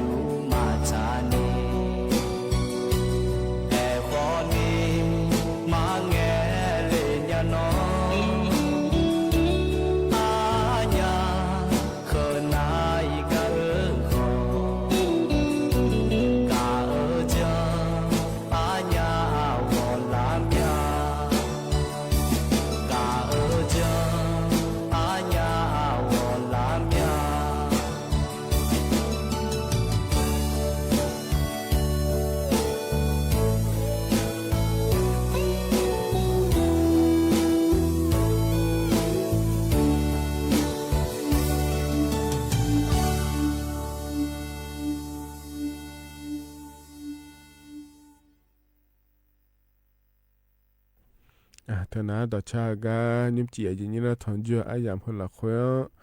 พอเนี่ยบินาหาดาวรอยานาหาเบียวตัวเย่เนียวรอก็จะน้อยปลาเราเนี่ยนะหาเล่าโยหานารู้อุดุธรรมะรอเย่เนียวเธอเนี่ยงานแหนอายุเชื่อเหมือนแน่ที่ขอรู้จดามาเดอินาจอนงานเกล่ารู้เดเย่เนียวกันเนี่ยนะก็แหลมถ่ายจะกะดามาเดเย่เนียเดรัฐบาลปนังโครงการเจโนเหลียวแล้วอย่านอนหลุเกิดถึงมาเย่เนียโครงการไทยช่วยไทยพลัสและถึงเดเย่เนียเดรัฐบาลปรากฏเชฟยุ่มชาวบ้านเนี่ยดือเชฟยุ่มยาดองอันหลังเธอแล้วยมหย่อเยอะอยู่เมื่อเย่เนี่ยหรอยมยากายุ่มเยี่ยมาสิแม่เย่เนี่ยบาลาติเสียรอเย่เนี่ยที่พาบามาเจอินี่ชาวบ้านเนี่ยบีอยู่เมื่อเดเย่เนี่ยเดยุ่มเยี่ยเดินนะขอในพิบาเฮน่าเชล่าเสียยาดองงานในเย่นี้นั่นมายุ่มเยี่ยเดินนะขอในบาลาสิสิลานีนะยุ่มยาสิเดเย่เนี่ยเดสดารัฐบาลหอป่าเฮที่พาบามาเจียเกินนี่รอเย่เนี่ยแต่ก็รัฐบาลไปยาชอชิฮองไงเย่เนี่ยเราจะละไงอันนั้นตีอันนั้นเย่เกินนี่แต่ขอนี่รอเย่เนี่ยแต่ก็ดูมาหอป่าแม่รัฐบาลไปในมารอเย่เนี่ยผิวชาวบ้านในบีอยู่เมื่อเธอแล้วเลยยิ่งมีเบี้ยเนี่ยเธออันมีบาทดอลลาร์ก็ดูงาและก็นะขอเนี่ยที่มือกุยผ้างาเช่นนี้ลำบากเนี่ยงาเจยุ่มดูรอเย่เนี่ยรัฐบาลหอป่ารอผิวนะขอเนี่ยที่มือที่พัดลำบากนี้เขาเนี่ยเดือถ่ายชั่วหอป่าก็ดูนะขอเนี่ยสิพาเย่ยาลำบากเนี่ยงาเจเย่เนี่ยเดน่าเราอยู่มายาชอชิฮองเงเราเลยอย่างนี้เธอก็มีอ๋อดูเราเนี่ยเธอก็คงการทำละออนไลน์เดเย่เนี่ยเดมีอ๋อเธอเราเนี่ยออนไลน์เนี่ยอ๋อรู้เธออวยแซงามือกาเจเนี่ยงาเจเย่เนี่ยเราที่เราขอก็ดูนะขอเนี่ยเราเย่เนี่ยยอดไม้เมียดาล่างเดเขาก็ปนเดแล้วเหมือนมาเราค่อยแต่มาเงื้อผูเราค่อยมีอ๋อเดขอเนี่ยเธอก็โครงการไทยช่วยไทยพัฒน์และขั้วถึงออนไลน์ในอย่างนี้ออนดาล่างาเดและงาแต่ถึงมีเนี่ยโครงการก็หุ่นนะขอนิยมมืองาและรอยเนี่ยก็เหมือนเราค่อยแต่มาเงื้อผัวเราค่อยมีอ๋อเจานะเดขอเนี่ยโครงการไทยช่วยไทยพัฒน์ปะออนไลน์เนี่ยอย่างนี้ขอในถึงก็ยุ่งยากมีเนี่ยเราเลยอย่างนี้ในถึงก็จะมาเราอยากชอบใช้ยังไงยุ่งเราอย่างเนี่ยยุ่งเมื่อเราอย่างเนี่ยถึงก็โครงการไทยช่วยไทยพัฒน์และขั้วเธอเราต่อหลวงช่วยไม่ดอกเหลวนะนี่เช็คโกลำงามอย่างนี้จ้องอาเจเย่เนี่ยล้อแล้วขอนี่ยุ่งยุ่งดูเวนะขอเนี่ยนี่เช็คสมรังอาเจนี่ยุ่งดูงาเจเดหมอเทียนายุ่งจีเทียนามายุ่งจีขอจ่อแล้วเนี่ยยุ่งจีบลาเสียก็ดูที่พระบายุ่งจีนะขอเนี่ยงาเสเย่พักอาเจเนี่ยจ้องอาเจเดเย่เนี่ยเดที่ไม่ได้มายุ่งจีแต่ละขอนี่ที่น้อยเจือเราเย่เนี่ยยอฮาเนโลเจเยญาเมเดเย่เนี่ยเดน่าเหรอน่าเหรอก็เกลียเราเลยนี่มีนอนแต่ไม่ได้เนี่ยเด็กชมยอบิดอ่อนเราถึงก็มีอ่อนโครงการไทยช่วยไทยพับแบบอีนุ่มมีอ่อนล้วนเนี่ยเราเนี่ยออนไลน์เอาไปในความนี่อ่อนหมดมีอะไรแล้วเราชอบฟู้ดเดลิเวอรี่แล้วคุณอาจจะเนี่ยเราจะต้องเจเราเนี่ยจะเขาเนี่ยต้องเจเดี๋ยวเนี่ยเดี๋ยวออนไลน์เอาไปในความนี่อ่อนยาวเราเลยนี่อีนุ่มชมยอบิดอ่อนดื้อแม่เนี่ยเราชมยอดอ่อนเนี่ยเราเนี่ยเขาก็อันนั้นเชื่องานกันอาดัมเบลาไม่ได้อาดัมมาไทยช่วยเขาก็ออนไลน์เอาไปในมีจะต้องเธอเยอะหมดเดินนะขอเนี่ยเธอก็บีเยอะเนี่ยก็ดูเด็ดแล้วเนี่ยอีนุ่มนะขอเนี่ยพอไปในเยอะเนี่ยเธอเนี่ยแก๊ปฟู้ดช้อปปี้ฟู้ดเนี่ยไลแมนเขาเนี่ยโรบินฮูดและคู่งานเดียเนี่ยเดอันนั้นเชื่องานเนี่ยเราต่อไปก็ดูนะดูมาเราไทยช่วยไทยพัฒน์ได้คู่เธอยาวเดินนะขอเนี่ยเธอก็พอเนี่ยเราจะต้องเธอขอไอ้ที่ว่าเยอะเนี่ยไม่ได้เนี่ยเดสตาฮัดเจล่าหรือว่าและอย่างเกิดงานในอย่างนี้เธอไม่ได้มีดูหัวเปล่านะเราอย่างนี้เธอก็ออนไลน์ไปในคนเอาหมอมีอะไรและนะเรามาเงี้ยนี่เราเลยอย่างนี้แอปพลิเคชันเป๋าตังและคูก้าเลยเนี่ยชมยอดถ่ายเลยเดแอปพลิเคชันเป๋าตังแล้วมันง่ายสิเราอย่างนี้แอปพลิเคชันถุงเงินและคูก้าเลยเนี่ยเราอย่างนี้ชมยอดถ่ายเลยเดออนไลน์ไปในออนยาภายคนในที่พอมาออนยาอย่างนี้อยู่เชื่องง่ายเยอะเดี๋ยวพอในเยอะๆแล้วเนี่ยทำมาล้อไอ้ขอเนี่ยเธอก็เดี๋ยวนั้นที่พอเนี่ยมันก็น่ามันยังก็เดี๋ยวก็หุ่นปะก็ว่าไปเนี่ยเลยเชื่อเนี่ยออนยาไม่เดย์เนี่ยเดย์ที่พอแต่เดย์ เพื่อจะกาแอกาโปแนในบิสิบิกาเลเดเยเนียเดเฮกาเราอย่านอนรู้จะกาแอกาก็กอที่กอพระจะกาแอกาในพาเกลอย่างงั้นสิเยเนี่ยเราโครงการบัตรสวัสดิการแห่งรัฐและขั้วเธอก็เธอเกาะเราเลยอย่างนี้ยุ่มจีอาจือจะกาแอกาดาลในญาเดเยเนี่ยเดเธอก็ยุ่มอย่าเดินนะเราเนี่ยรัฐบาลปาชมยอดบิดองโปง่ายในอย่างนี้เราเธอก็พองาพอในเราเลยอย่างนี้แอปพลิเคชันพอปาในขอนี้ดอกเนี่ยเรามันก็น่าขอเนี่ยเว็บไซต์ปาในขอนี้ดอกเนี่ยมันก็น่าขอเนี่ยตู้ ATM ในคู่กันในขอนี้ย่อยเนี่ยมันก็น่าขอเนี่ยเราอย่างเนี้ยเลยสมบูรณ์ของมาสิญญาเยี่ยมมาเสียเนี่ยเลยนะก็มาจาเลยและนะขอในเธอก็ธนาคารเราอย่างเนี้ยอยู่กันงาไอเนี่ยถ้าเธอก็เราชมบิดองเนี่ยแม้อย่างเนี้ยยมยากานะขอนี้เราเลยนี่ชมยาดองดูเราอินเยอะเดย์โยอานาลุยดองเดย์เนี่ยเดย์นั่นมาดองนะขอเนี่ยเฮนักลาโพมาเกิดมาและสอบงานในอย่างนี้แต่มีเนี่ยเราเฮก็ยศเฮก็เกลียป่วยเกิดมาเมียเดและนะขอเนี่ยชมยายาดองยาเดส่งกันในเนี่ยรวยล้อไอ้ขอเนี่ยเราอย่างโยกานาลุชมยดองเธออยากเกิดและขอนี่มาอย่างง่ายเนี่ยล้อเจมีเนี่ยง่ายแล้วเกินนะเฮก็เฮปวดนะเราเนี่ยมันนี่สาวเดือมันเงินนะมาชอบบ้านเนี่ยเดและทุกเอกละมีเนี่ยเราเลยอย่างนี้ถึงมีเนี่ยเจริญเงี้ยเราอันนั้นนี่เช็ดเจริญเงี้ยเนี่ยอันนั้นนี่เช็ดก็นี่อายาบิเนี่ยเราชมเราก็จีน่าเยี่ยเนียวก็เกิดเลยอันนั้นเช็ดสิบาลาเฮน่าเชล่าเสียงรัฐบาลปัจจัยเราเลยมาเจเยอะเดือดต่อลุเราเยี่ยเนียวเธออาศัยยศปยางาอาศัยยศปมายางาแล้วเราเลยอย่างนี้แล้วก็เยอะเดือดแต่มันเงี้ยยุ่งชมบิดเอาอยู่สุดแล้วเจริญเงี้ยมายาเดือดขอเนี่ยอายุที่เนาะแต่เราเลยมาเจเดเยเนี่ยเดอันนั้นเช็ดสิเงินเนาะล้อเยเนียวยานะยาและโดลาง่าเยเนี่ยล้อเธอก็ชอเชื่อก็ดูนะยมาบิชอเชื่อก็ดูและยาแม่เยเนี่ยเนาะยามาดอกขวางงี้ล้อเยเนียวน่าเนาะเช็ดสิเงินเนาะโดเลียเนี่ยเราเลยนี่มายานะมายายังง่าเดแล้วจิมิเนี่ยมายายังง่าแล้วโดลาง่าเยเนี่ยล้อไอ้คนนี้อยู่หามาเนี่ยสาวเมียเลยยาหมอเมียเลยนะขอเนี่ยยอมอันที่โปและภาษาเนี่ยเจเยเนี่ยแต่ก็ทราบเถอะนะขอเนี่ยการยื่นอุทธรณ์และคู่งานแถเดเยเนี่ยเดเฮก็นะขอเนี่ยเฮก็เดินมาบอกทางช่างอยากจะรู้ยาซับผ้าที่โปภาษาหมดเนี่ยเลยและนะเลยเนี่ยการยื่นอุทธรณ์และคู่เถอะเราเนี่ยแล้วขอเนี่ยยอมมาจากโดนเลยแม่ยุ่งยากเลยแอปพลิเคชันเป๋าตังค์หุ้มหมาเนี่ยขอเนี่ยจะยากไม่เดมานี่แล้วขอนี่ต่างกันมาจ้าเดือดยั่วจ้องกันแล้วยั่วที่พบพายเนี่ยมาชมย้อนโดเลยเนี่ยมายังเจและโดล่านะรอยเนียวแล้วเขาลดอันนั้นเช็ดสิ่งนั้นชมย้อนโดเลยเนี่ยรอยเนียวเธอมายานะมายาอาจจะไม่ได้มายาอะไรโดเลยเนี่ยรอยเนียวแล้วมานี่สามารถยาหมอมีอะไรแล้วนะขอในพิบารอเพื่องานน้อยเนี่ยอันนั้นเชื่อบาลาเวอร์เสียก็นี่อายังบินเนี่ยมาเจเนี่ยเธอก็บิจับปูเลยก็ดูล้อเฮก็เนี่ยเจอแต่นะเบอร์มาพายางานเนี่ยนี่มาพายางงานเนี่ยเราอันนั้นเชื่อบาลาเวอร์เสียก็นี่อายังบินเนี่ยมาจับปูเลยนะเราเยี่ยวนั่นเธอก็ยุ่มดาก็ดูยอสิโปก็ดูนะเดย์เนี่ยเดอันนั้นตีบาลาเชื่อเสียเนี่ยยอสิเดอตอลุเขาเนี่ยเจริญเงี้ยมายาเดอชมยอก็โปยาเดอยาเกินยาเดออันนั้นตีบาลาเชื่อเสียเนี่ยละต่อปาบิยุมดานยามาเด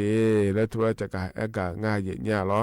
นาที่อานาเบอร์ยุ่มเฮก็เฮเสียรอเนี่ยบาลาโกสีง่ายยุ่มนาล้อบาลาโกสีเยสิโกสีก็เนี่ยเรารัฐบาลปาทิสินติภาบะดอนเนี่ยในบิยุมยามาเดและเธอเราเยเจมาเจงเงอันนั้นเชสิงอันนั้นชมยอนโดเลงเงน้อมาพยัญยังเดเฮมีเนี่ยมายังเดและโดลาร์นะรอเยเนี่ยเธอก็บาลาทิสินติภาบะชบาแม้บาสุริการแห่งรัฐและขั้วเธอมายางานในเยนี้เฮก็กักขยะมีเนี่ยรอเยเนี่ยมีเนี่ยรอบาลาเจล่าเฮเยสิเนี่ยกูสิเฮน่ามาพยางานเดเยเนี่ยเดแต่ก็บาสุริการแห่งรัฐและขั้วเธอยาเดรอเยเนี่ยชมยกักขมีเนี่ยรอมาน้อมาภาษางานเดและโดล่ามีเนี่ยรอเลยนี้แต่มีเนี่ยเฮก็บาลาเยสิเนี่ยกูสิก็นี่บาลาทิสิพาเฮก็ดัวมาพยางานเดเยเนี่ยเดนั่นแต่ก็ถ่ายช่วยถ่ายภาพแบบยุ่มแล้วยังงาลัวยงงาโลเลยยมาขอนี่มาจากโดเลียชีตก็ขาเดินนะล้อที่ไม่ได้เฮืองไงยามนะคือเกิดแล้วนะขอเนี่ยทิโปแล้วพระจากาเอกา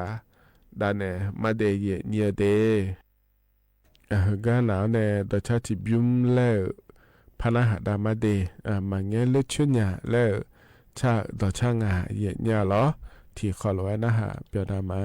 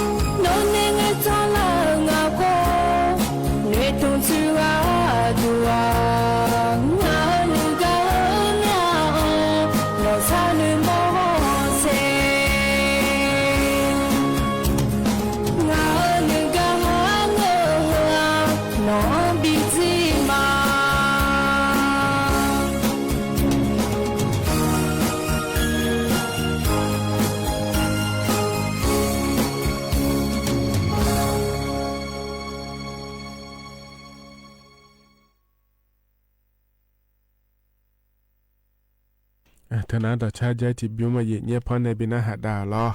อย่านะหาเปียวดูเดเยเยเดฮกันนะล้อเยจนงนะกะลาหลวอเดียขาก็ก็บ่โยเนี่ยจะอันถ่าหรอบ่โยได้สเกลไปจอแม่เยญาอยู่ในจะอันถ่าเฮพอนในบินนะหาดญาเดที่เขาล้อนะหาดามา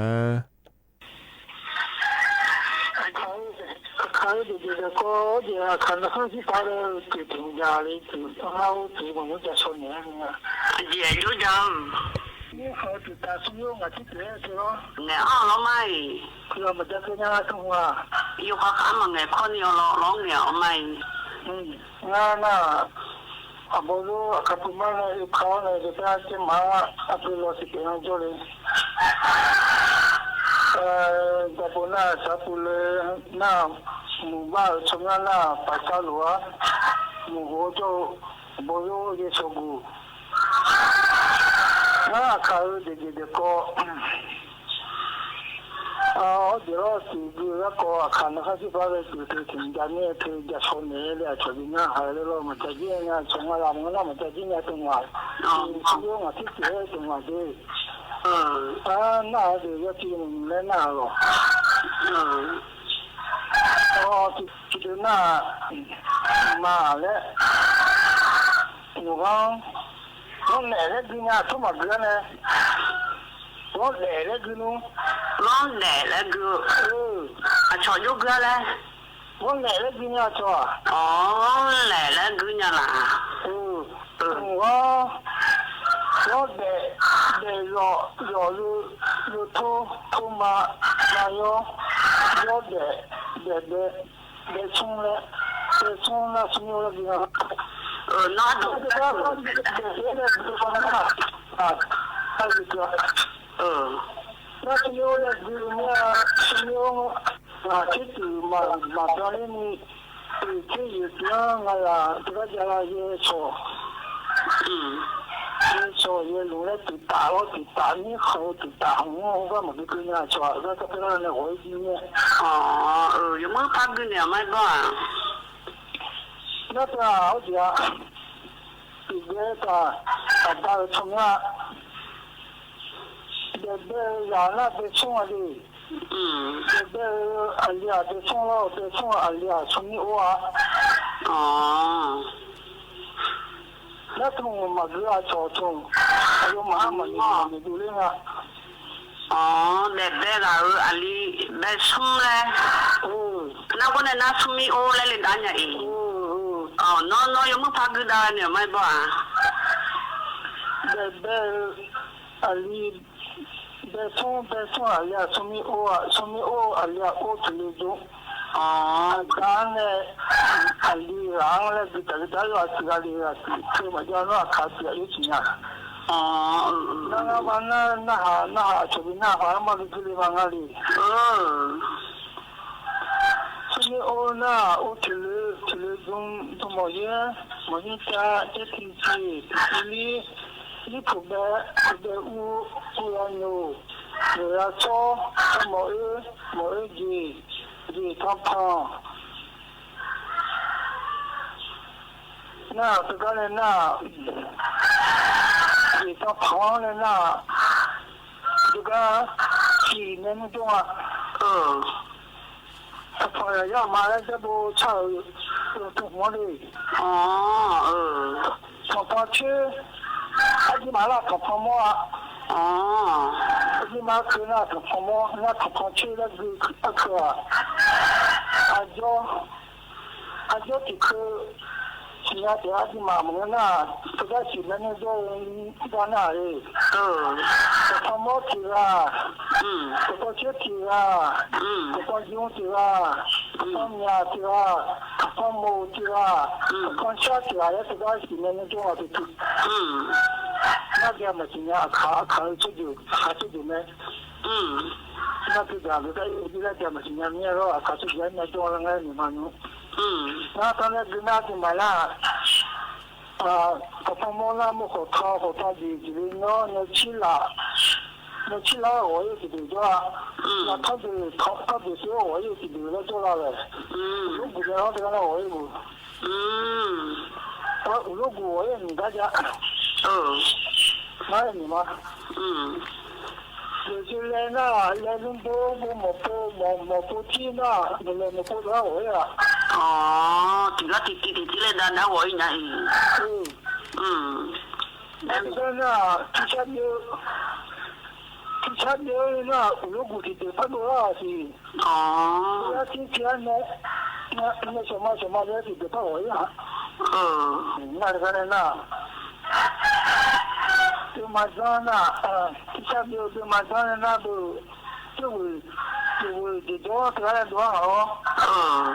就把这个主要的就把了，他就把。就多这个呢。那就多不对呀，我自己呢，这不老排的呢。我这不呢，我这个在计划里呢。就他现那话这个排。就多这个就呀，这不好，那就要可以了这个。这个就不要去人家什么。那这个呢，你讲那，就那我是。我是那好，你家那个叫这个我是。我这个就到了不，把我看就那楼上是不是那嘛的就啥？哦，有啊，两面啊，就那些话和办的革命是多少年一波诶？我而且可多，今年都去了。那是呢，这个人俺们说，为了不了这个了，这不就没，俺们都叫的错了。那个呀，这个人啊。我是去慢慢的让切标么家，像弄么少有，这讲不热菜那你们弄，那然后那这发财了，那木那些是出多了，也是出多了。那这我是干嘛要跟人家我们没人家说。这你我这次他们是跟人家。那这个那第这让我的了。第这呀，没错，很多都是这样的。没那这不是发现了，那木那些我们可做的就这就做。那就呀，比这呀也少也弄的，这也就是给他说家，那他那个家里我那怎么个就拿出来？那老什么呢？就是那不是就那就是那人那地嘛多嘛人家那买一流个。这地嘛多嘛我那就。人那什么啊？就做来了卡，那多嘛什么就的。我自己看到呢。还你。还你跑还你那不吧？是说本来这不嘛就了，但是什么干嘛看就会定了。然后呢，看到有网啊那里，有的了，看到有的那在哪里，有时就那新疆那看下那个就在那里，那第二个是，其他那家看，其他那体力就那也看到没？他是从太阳都给他体力的。那体力那体车，体车那体量那体力那卡都不一样了。那火锅那体压锅人你们因为体压锅家床那就这样来了。那体康锅我说了嘛，有来了体康那体力还有呢。那体面活有了嘛，有来回家了，看到。那而且还有他嘛，他妈来也干嘛去家了呢呀？那他来弄哈弄不弄地弄不来钱，要家家钱那就家家看到。俺没干好不？没搞呀。那家那那把那个用了，那个那家里用的。他来他好mana buku tanah liku ngai. Anak ko na ta le la na ji le pa i le. No. No ha. Hanobo. Bonuti. Si ra to ya ta kha. Masih ada mana nama masih ada. Tujuh mana masih ada apa? Mana? Nak pu tu ada berapa orang jauh ni nak apa jauh ni nak semua. Baik tu yang pu tu ada berapa orang nak lagi. Ni juga ni lah. 我他妈自己我觉得完了说那帮人按照别不做到别的，我来拿来做那都让他。你好说白路娘没听下来。我不做有没有俺那不做当别的做没有俺那听下来。不做伊嘛来按当别啊，今天别人拿来没俺里去来。俺那老买包。不做按当别那咱俩那咱俩就是那个看。咱俩是什么？当然家有，当然家有，咱俩那个家。那个嘛，我们都那个，家人嘛，亲家老亲家，你看那个。咱俩那头也有那么亲家啦。我亲家老，我都亲家老，要么很困不来，当白红嘛。这看呀那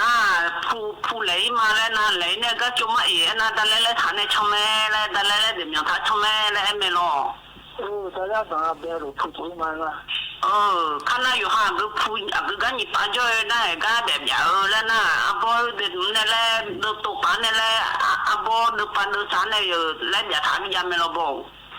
咱俩家就嘛，咱俩家那铺咱俩家了不啦？也家了。那铺头那，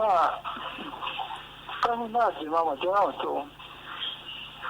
我弄也是好些年了。地方我就那铺嘛做那，嘛就那做，要抗北，要好北，那北啊铺头北啊，那你上路要在那，你上路北。ธนาขอนี้จอนกันก็ล่าหลว่าเดียขากะกอลอบอยนจะอันถ่ายเฮอพอเนี่ยบินหาดาไงรอนี่ยานาเรสิญาไม่ได้เนี่ยเดนี่แต่ตะกาลอบอยขอนี้ก็ละหึมาเดเลยเฮก็พอเนี่ยจะกะอากาศโดนมาเนี่ยกะดอเลยเฮลอเลยนี่กันนะยามเขาจะล่าเฮลอเลยนี่อาเยชายุ่งแล้วบินหาดามาเดเนี่ยเดอายามเขาจะล่าหลวลอแต่จะลอปานเนี่ยง่ายเนี่ยลออายามฮัจเจลาลอยบินหาดาเนี่ยอายามเจียนะขอเนี่ยขออีมาลอยกานาโลจิจุเมเดเยเนี่ยเดอาคานิสอปางานไหนที่ขอลอยพัฒนจุลามาขออีมาเดอุดูธรรมา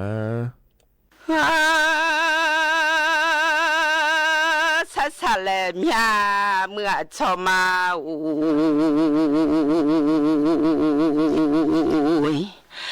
我嘛才命阿都查了喂，阿昨天查嘞就啷个吧，昨天就。ra du mẹ li thì mẹ nó là sa chiêu thì mà ra bỏ lo họ ta chơi nia cho bỏ lo ngà bỏ chơi nia ta cho nó thì ta lùe nó đua ra nhị cho cho đi phía ra lo mà nó nhị li u 我ยาดอนิเลียโนมยีคือชาลาโอบาสมิชีอามือโพลาโอจอมามิโลนอฮาติกาชอนุลาราดูจาบิญา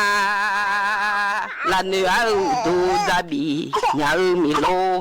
โลเมราคือรานีลาโลมาเดโลเมจอมามิโลนอฮาติกาชอคุมาขอมีอดกูขอมิโลลาจอมามิโลอามือโพใช่ใช่เมียโนอะหรือนี่โนอามาก็ใช่ใช่เมียมือโอ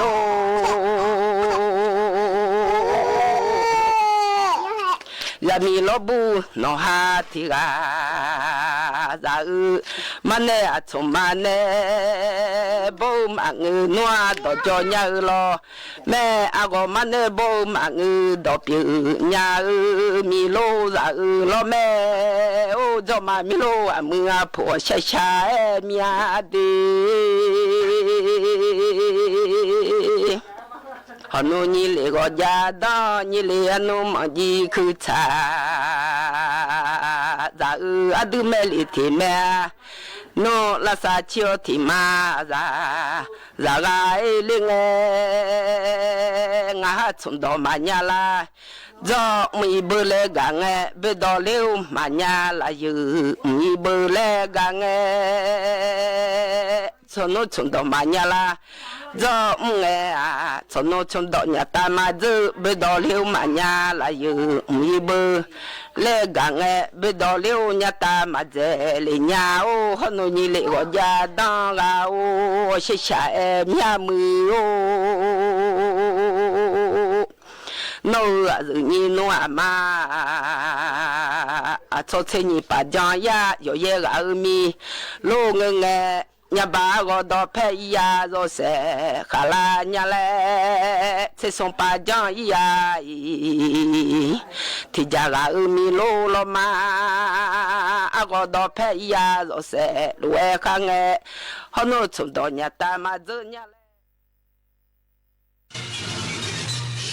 สถานีวิทยุกระจายเสียงแห่งประเทศไทยและเครือข่ายทั่วประเทศเสนอข่าวต้นชั่วโมงรู้เร็วรู้จริงเกาะติดทุกสถานการณ์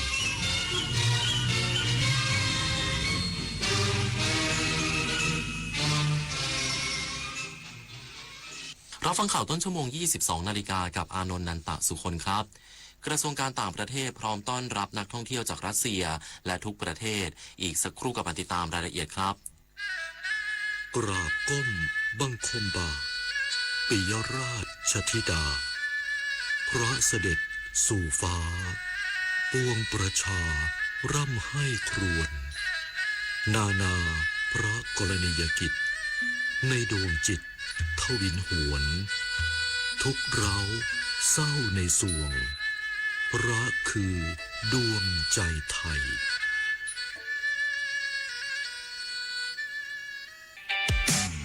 สังคมสูงวัยไม่ใช่เรื่องไกลตัวอารยสถาปัตย์คือการออกแบบบ้านเมืองและพื้นที่สาธารณะให้ผู้สูงอายุใช้ชีวิตได้สะดวกปลอดภัยและเท่าเทียมทางลาดราวจับพื้นกันลื่นและแสงสว่างคือรายละเอียดเล็กๆที่ช่วยลดการหกล้มและเพิ่มคุณภาพชีวิตได้จริง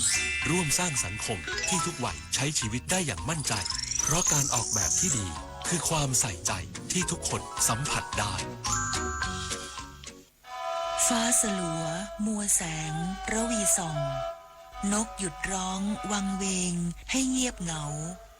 มองฟ้าวันนี้เป็นสีเทาอกประชาหมองเศร้าระทมสวงด้วยพระราชธิดาพระองค์ใหญ่เสด็จคันไลสู่แดนสวงเสียงร่ำไห้สะท้อนสถานสวง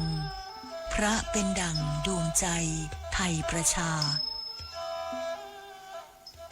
อาเซียนของเราก้าวไกลกว่าที่เคยจากการค้าการท่องเที่ยวเทคโนโลยีสู่ความร่วมมือของผู้คนทั้งภูมิภาคประเทศไทยพร้อมเดินหน้าเชื่อมโยงเศรษฐกิจวัฒนธรรมและมิตรภาพกับประเทศสมาชิกอาเซียนอย่างสร้างสรรค์เพราะอาเซียนไม่ใช่แค่เพื่อนบ้านแต่คือพลังแห่งอนาคตร่วมกัน ร่วมเรียนรู้พัฒนาและเติบโตไปด้วยกันในประชาคมอาเซียนกระทรวงการต่างประเทศพร้อมต้อนรับนักท่องเที่ยวจากรัสเซียและทุกประเทศย้ำประเทศไทยมีความปลอดภัยและบังคับใช้กฎหมายกับผู้กระทำผิดโดยไม่เลือกปฏิบัตินายปานิดล ปัดฉิมสวัสดิ์รักษาการอธิบดีกรมสารนิเทศและรองโฆษกกระทรวงการต่างประเทศเปิดเผยถึงกรณีทางการรัสเซียได้แจ้งเตือนนักท่องเที่ยวรัสเซียให้ระมัดระวังในการเดินทางมาประเทศไทยโดยระบุว่าไทยและรัสเซียมีความสัมพันธ์ที่ดีระหว่างกันในทุกระดับและจะครบรอบ130ปีความสัมพันธ์ทางการทูตในปี2570ทั้งนี้ประเทศไทยได้ต้อนรับนักท่องเที่ยวจากทุกประเทศอย่างอบอุ่นมาโดยตลอดรวมถึงนักท่องเที่ยวชาวรัสเซียพร้อมย้ำว่าไทยเป็นประเทศที่มีความปลอดภัยและพร้อมในการต้อนรับนักท่องเที่ยวทุกคนซึ่งนักท่องเที่ยวและชาวต่างชาติที่พำนักอยู่ในประเทศไทยต้องปฏิบัติตามกฎหมายขณะที่ผู้กระทำผิดที่ผ่านมาได้ดำเนินการบนพื้นฐานและกระบวนการทางกฎหมายโดยไม่มีการเลือกปฏิบัติปิ่น ยวิทย์ เปี่ยมสมบูรณ์รายงาน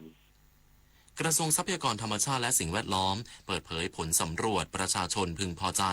การรับเรื่องและแก้ไขปัญหาข้อร้องเรียนด้านมลพิษของกรมควบคุมมลพิษพร้อมยกระดับมาตรฐานการจัดการเรื่องร้องเรียนและสร้างระบบที่โปร่งใสเป็นธรรม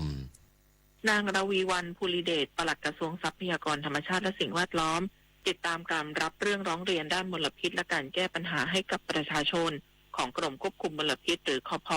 ตั้งแต่เดือนตุลาคม 2568 ถึงมีนาคม 2569 โดยรับเรื่องร้องเรียนด้านมลพิษ 418 เรื่องประชาชนมีความเชื่อมั่นต่อการแก้ปัญหา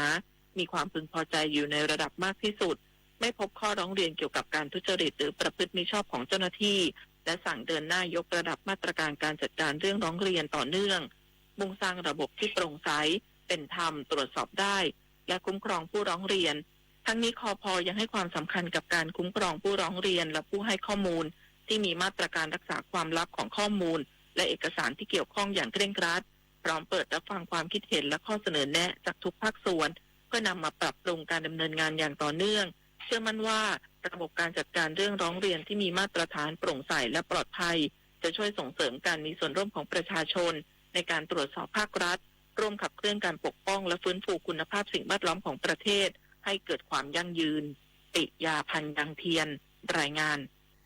จังหวัดพะเยานำแนวคิดเกษตรมูลค่าสูงยกระดับรายได้และพัฒนาคุณภาพชีวิตเกษตรกรพร้อมปักหมุด3พื้นที่นำร่องพลิกโฉมสู่การเป็นต้นแบบเกษตรสมัยใหม่นางสาวอนาภาโลวีระผู้ว่าราชการจังหวัดพะเยาเปิดเผยว่าจังหวัดพะเยามีความพร้อมอย่างยิ่งในการขับเคลื่อนการเพิ่มมูลค่าผลผลิตและสร้างความมั่นคงในชีวิตให้แก่เกษตรกรอย่างเป็นรูปธรรมด้วยการเพิ่มมูลค่าผลผลิตการส่งเสริมเทคโนโลยีและนวัตกรรมการพัฒนาศักยภาพเกษตรกรการเชื่อมโยงการตลาดครบวงจรและการสร้างความมั่นคงอย่างยั่งยืนโดยร่วมมือกับหน่วยงานสังกัดกระทรวงเกษตรและสหกรณ์สถาบันวิจัยและพัฒนาพื้นที่สูงองค์การมหาชนและภาคีเครือข่ายโดยนำร่อง3พื้นที่สำคัญได้แก่บ้านผาตั้งอำเภอปงบ้านห้วยสาอำเภอเชียงคำและบ้านแม่กาท่าข้ามอำเภอเมืองพะเยาทั้งนี้จังหวัดพะเยาเชื่อมั่นว่าการปรับเปลี่ยนสู่เกษตรมูลค่าสูงในครั้งนี้จะเป็นจุดเปลี่ยนสำคัญที่ช่วยให้เกษตรกรมีรายได้สูงขึ้นอย่างมั่นคงพร้อมที่จะพัฒนาไปสู่การเป็นต้นแบบการทำเกษตรสมัยใหม่ให้แก่พื้นที่อื่นต่อไปวินัยใจกว้างสวท.พะเยารายงาน1 คนลดน้อย100 คนลดมากรวมพลังทั้งชาติไทยไม่ขาดพลังงานจบข่าวอานนท์ นันตะสุคนอ่านรับฟังข่าวครั้งต่อไปเวลา 23:00 น.ติดตามข่าวที่นำเสนอไปแล้วได้ที่ www.thainews.prd.go.th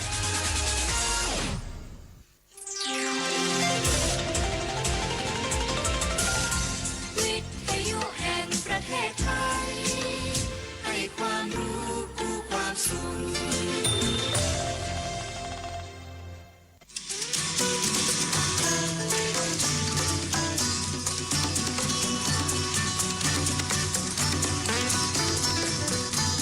บนเส้นทางของถนนสายนี้เรามีบทเพลงเพื่อชีวิตดนตรีกวีศิลปะวัฒนธรรมวรรณกรรม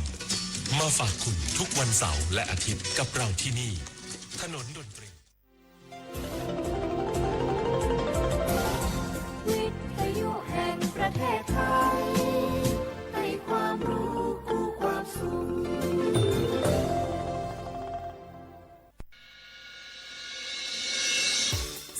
วิทยุกระจายเสียงแห่งประเทศไทยจังหวัดเชียงใหม่ AM 1476 กิโลเฮิรตซ์สถานีวิทยุภาคภาษาชาติพันธุ์แห่งเดียวในประเทศไทยที่มีความทันสมัยเชื่อถือได้สร้างอัตลักษณ์กลุ่มชาติพันธุ์สู่สากล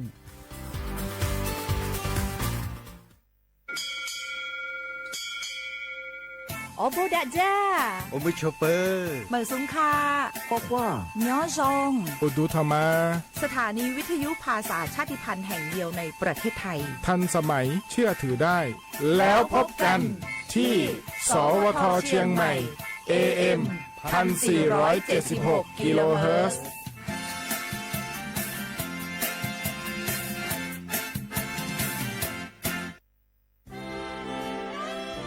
ตลอดประวัติศาสตร์ของชาติไทยพระมหากษัตริย์ไทยทรงเป็นพลังศรัทธาทรงทำนุบำรุงและอุปถัมภ์ศาสนาให้เป็นหลักยึดเหนี่ยวจิตใจของประชาชนเป็นแนวทางในการดำเนินชีวิตด้วยความดีงาม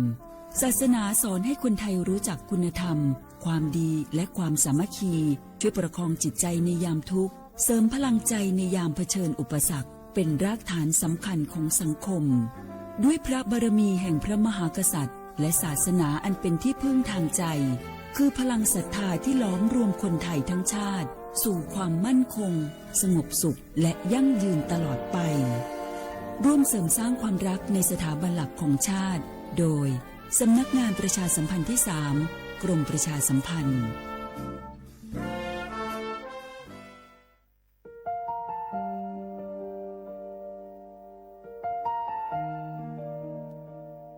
ขอน้อมเกล้าถวายอาลัยสมเด็จพระพันปีหลวงพระแม่แห่งแผ่นดินผู้ทรงเมตตาเหนือเกล้าขอพระองค์เสด็จสู่สวรรคาลัยข้าพระพุทธเจ้าข้าราชการและเจ้าหน้าที่สถานีวิทยุกระจายเสียงแห่งประเทศไทยจังหวัดเชียงใหม่กรมประชาสัมพันธ์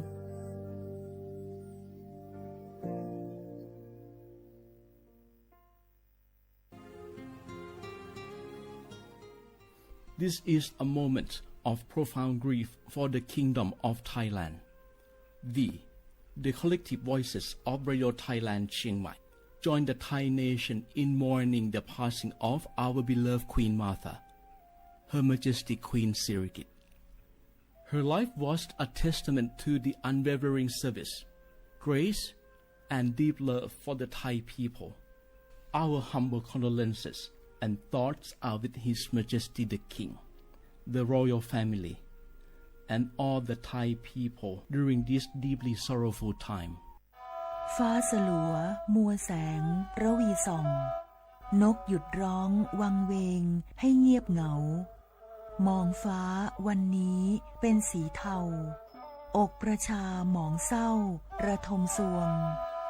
ด้วยพระราชธิดาพระองค์ใหญ่เสด็จคันไลสู่แดนสวงเสียงร่ำไห้สะท้อนสถานสวงพระเป็นดั่งดวงใจไทยประชา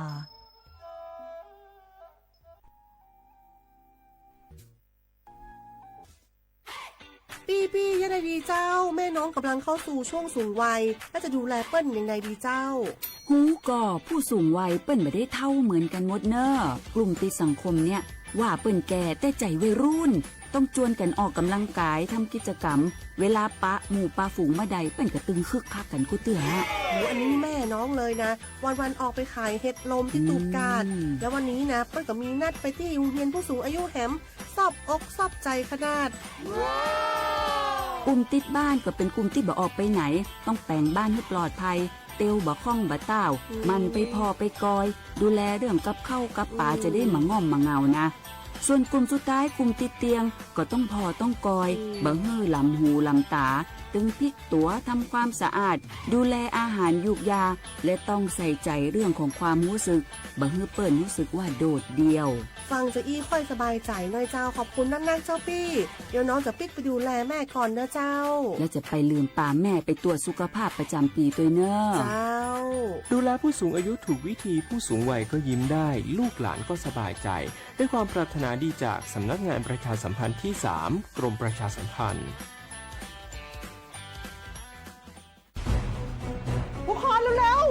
ทุกคนเก็บของเร็วๆแผ่นดินไหวแล้วแผ่นดินไหว เดี๋ยวพี่เดี๋ยวก่อนจะรีบไปไหนเก็บของไปไหนพี่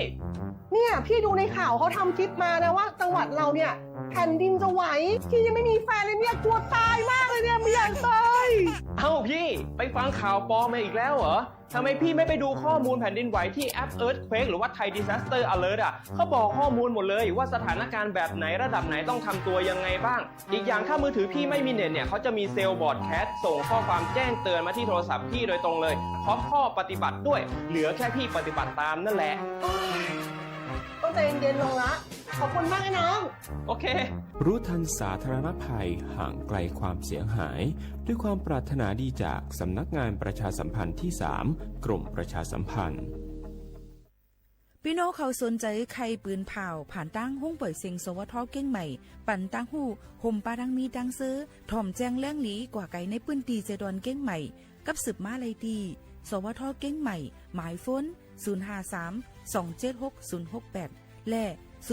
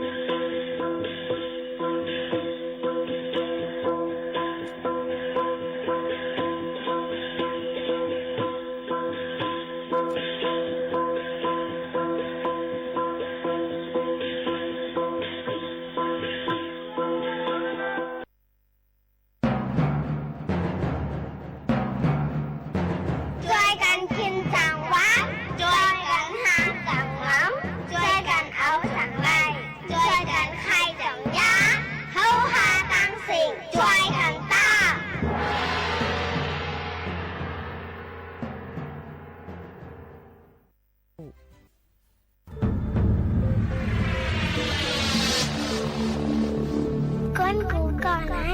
อยากลงมาแล้วก้นเคยมีตังพัดถึงเขาโอยสั่งจานขึ้นบนโลกอย่าลืมค่ะนะ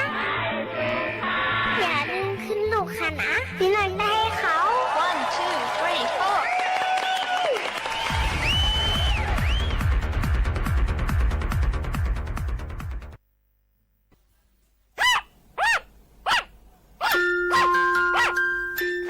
4แม่มาตัวนั่นลีหักหนาเนาะใช่แล้วลูกมาตัวนั่นลีหักหนาป้าครอบข้าวอ่อมเป็นสังไคเยอเมมามันลีฮักกอจังเป็นมาอันมิดเสื้อมาหย่องอยู่ป้ออ่ำไรกว่าซ้ำยายาเฮกังสังว่าลูกย่าคบลูกจังไรย่าก้องมาหย่องมานำนะลูกโหลีโกเตค่ะใจเย้าลูกลีโกนาตั้งเป็นมาหยองมาในนะโดสัตอันเล่งนมตั้งหมดก็จังเป็นเมื่อหนังโวเป้เจมเจอในสังยาคบไหนเตเลยกว่าซ้ำยาวักซินเฮอคือตันย่อนนั่นแหละสมเด็จพระเจ้าลูกเธอเจ้าฟ้าจุฬาภรณ์วลัยลักษณ์อัครราชกุมารีจังไรก่อตั้งโครงการสัตว์ปลอดโรคคนปลอดภัยจากพิษสุนัขบ้าอำนั้นภายใต้เฮาว่าสัตว์หลอดเพเข็นก้นไหลกัดเย็นห่างไกยันตั้งเป็นมาหยองมาหนังหื้อตั้งเป็นมาหยองมาเตมดหายกว่านั่นก็ว่าตั้งเป็นมาหยองมาในเฮาแฮงไว้ตี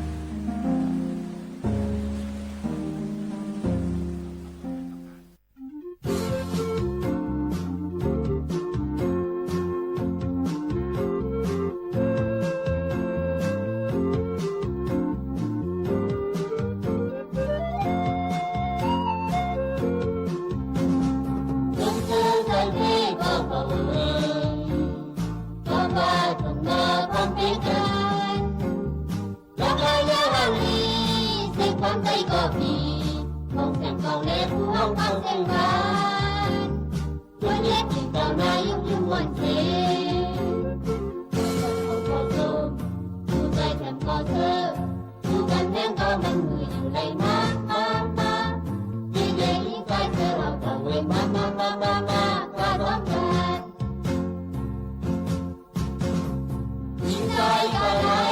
tình mơ thơ con thèm con lên mong tay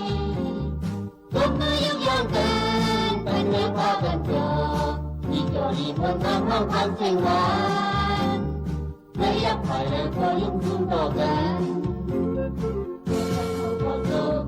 tu tay thèm con thơ tu cần nhang có mình ngườiอยู่đây má dễ ý cái thơ học tàu quên má ta tóm lại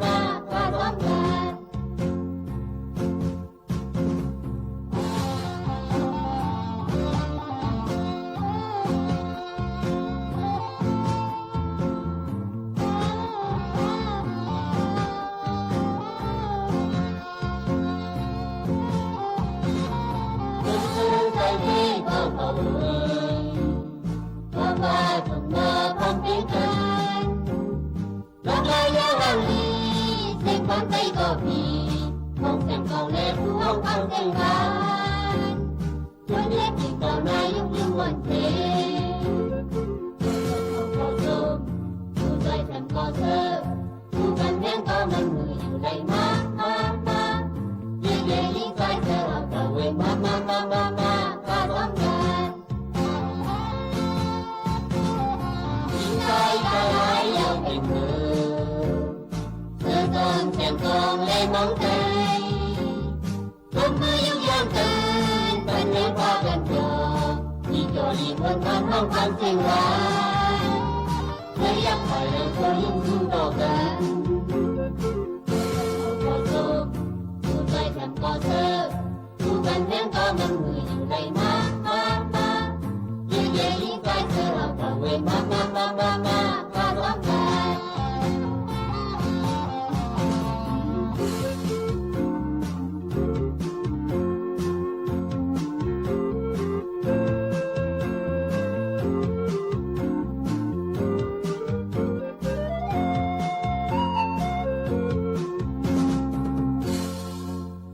เมื่อสูงตั้งเซ็งค่ะเมื่อสูงพี่น้องพงยินถ่อมเขากูก็กูก้นค่ะอ๋อเมื่อในถึงมาเนอวันอาทิตย์ที่14เหลือนทน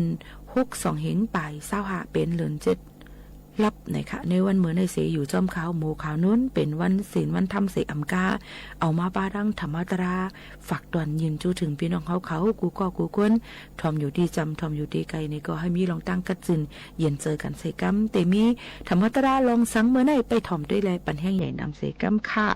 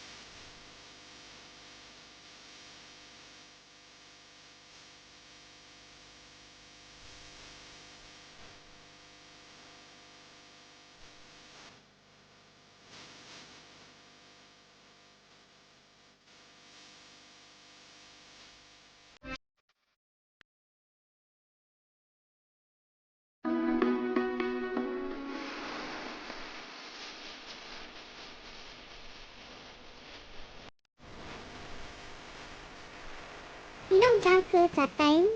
พรุ่งนี้ทำออมล้นรีดิวเขาดังเสียงเจอพ่ออันจ่าตัวเจอสองเปิ้งเดี๋ยวนั้นอยู่ลีกัดเย็นเสื้อสากางเขียนอยู่กูกอกค่ะน้องเขาพาเขาพี่น้องกออยู่เนื้อตอนกันไหวขึ้นยาเมากันสีอีม้าปืนเผาปันลองหันตาหูสู้ตาหลอนมอนหนังมือพี่น้องไตเฮาแหล่เจ้าคือคนหลงฝ่าเขาปีนี้มันตอนฟันหนีนันค่ะ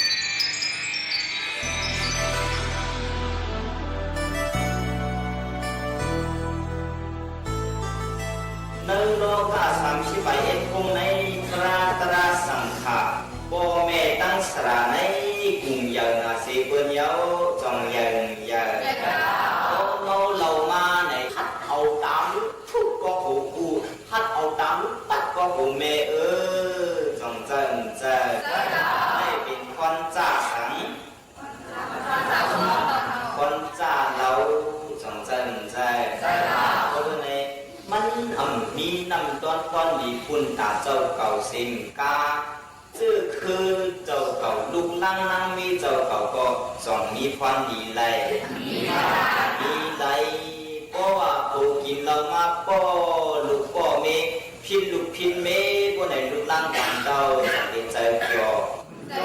ลูกนั่งเมจังได้เจอเกี่ยวเจอเตดีอันเกี่ยวน้ำตาตีหล่อลงไป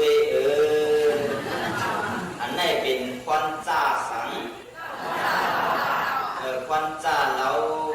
อันให้สีในซ้ำมีแทงอีสัง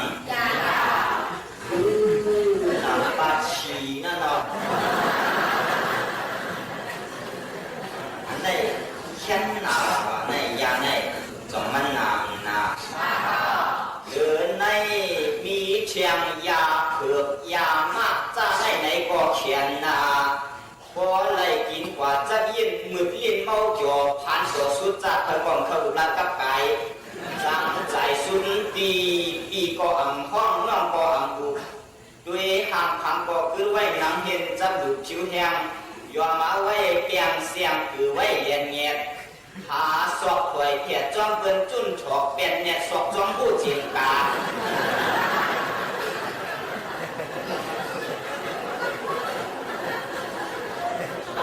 ยามหัน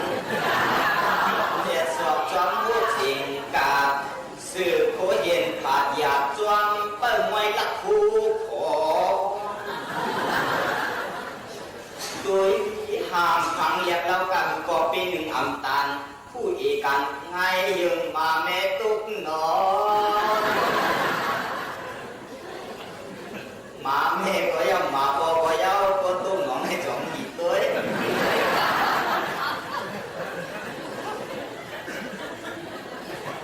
ให้มันเป็นควันจ่าสัง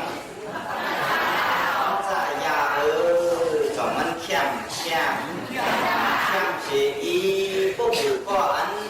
กินเราอันสุยานั้นใน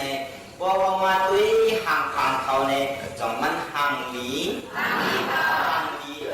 บ่กินเราบ่สุยาจองห่างหลีบ่ว่าเขากินเราบ่เขาสุยามาเยาบ่ในใจอันห่างหลีอันปีสัมปนุมตุลุนั้นจองมันหยองมันห่างจ้าก็ในควันจ้าเราควันจ้ายาในพวกเผากินก็พวกผู้ก็อันกินนั้นใจปีก็เป็นกว่าใจยอมเยาจองเป็นกว่าใจยอมเป็นกาก็ไอเราไอยากเขาเมเนใจคนก็เป็นกว่าใจผู้ยาวจองเมจูซึ่งว่าใจอยู่ในก็มันมีตาหน้าลงก็เบอร์สามในซึ่งว่าใจอยู่ในมันว่าใจอยู่หลายๆกันนะก็เหมือนกินเราสุยามด้วยมันมีตาดูก็รู้ตาดีซื้อกินเรากินยามด้วยมันอ่ะพวกวนยาวซึ่งว่าไอ้บุก็มันมีตาหน้ามันจำคนได้เมืองคนเนี่ยมันจำปีโคนมันจำแหงเหรอจำปีโคนมันเจิ่งฟังใจเขาว่าไว้นั่นน่ะกองคนยาวแคบตามมาของคนยาวแหงเหรอกับนาสมังกับนาในจองหู真的เขาของสังนั่นจงมันหนากางหนาสมังไอ้คางในสัมเป็นลูกเต้เนี่ยมันมีจือมันอะไรกันน่ะจงใจหมักไฟอันเขากินนั่นจงเลี้ยงหมักไฟสำหรับชิมไอ้หญิงซัมโม่nàyก็นะจื้อว่าไอ้หญิงก็จงมันหมูมองมันมีจื้อมันอะไรกันไอ้หญิงซัมโม่มาก็ซัมได้ชื่อกามาก็มันเป็นสัตว์ตัวสัตว์การนั่นจงกามาก็ซัมได้ชื่อกามาฆ่ามาซัมได้ยิบหูก็เองจงมาฆ่ามันมีกินน้ำนั่นจงเขาได้ยิบมาฆ่าซัมได้ยิบมายิบเป็นหมักแห้งนึงว่าหมักแห้งสร้างในความใจเอาข้อมัน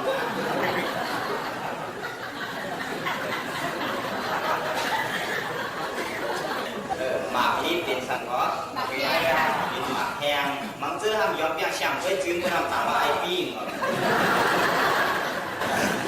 มากนี้เป็นหมากแห้งย้อนเปียกช่างสบายปิ้งแบบถูกแมงจี้สั่งปวดถูกแมงจี้เนี่ยจื้อไงล่ะว่าถูกแมงจี้กล้วยจองมีไว้แมงจี้สีนี่จื้ออะไรกล้วยจองใจถูกแมงจี้สั่งปวดมาหลอดสั่งมีโกงก็ไหม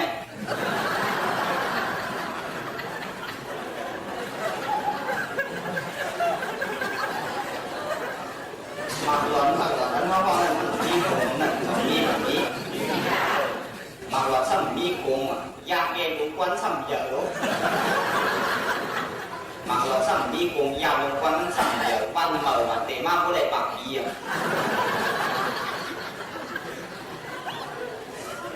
da cũng quấn xăm dở ban mờ tệ có lại bạc gì cái lý xăm con là các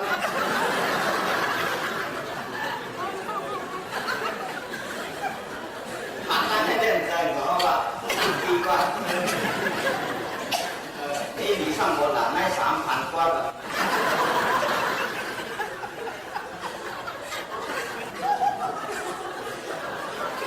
มันมีจื่อมันเลยนะดีnay 3,000 qua ít quá là sang xuống tuổi cổ, cho con mặc đồ ăn hoa ban là cả cổ phụ, có này hẹn tuổi mặc một chứ mà mặc một nên là tiền nó sắp bị quánh may luôn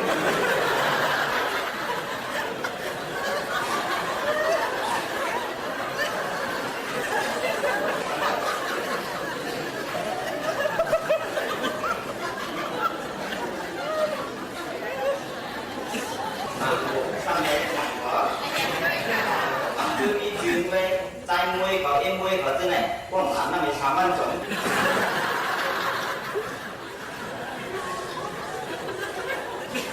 เมื่อหนังว่าใจอยู่ในก็มันมีต่างหน้าใจเขาเป็นวิประชาสร้างอัมโบอ่อนอยู่คนเด็กๆค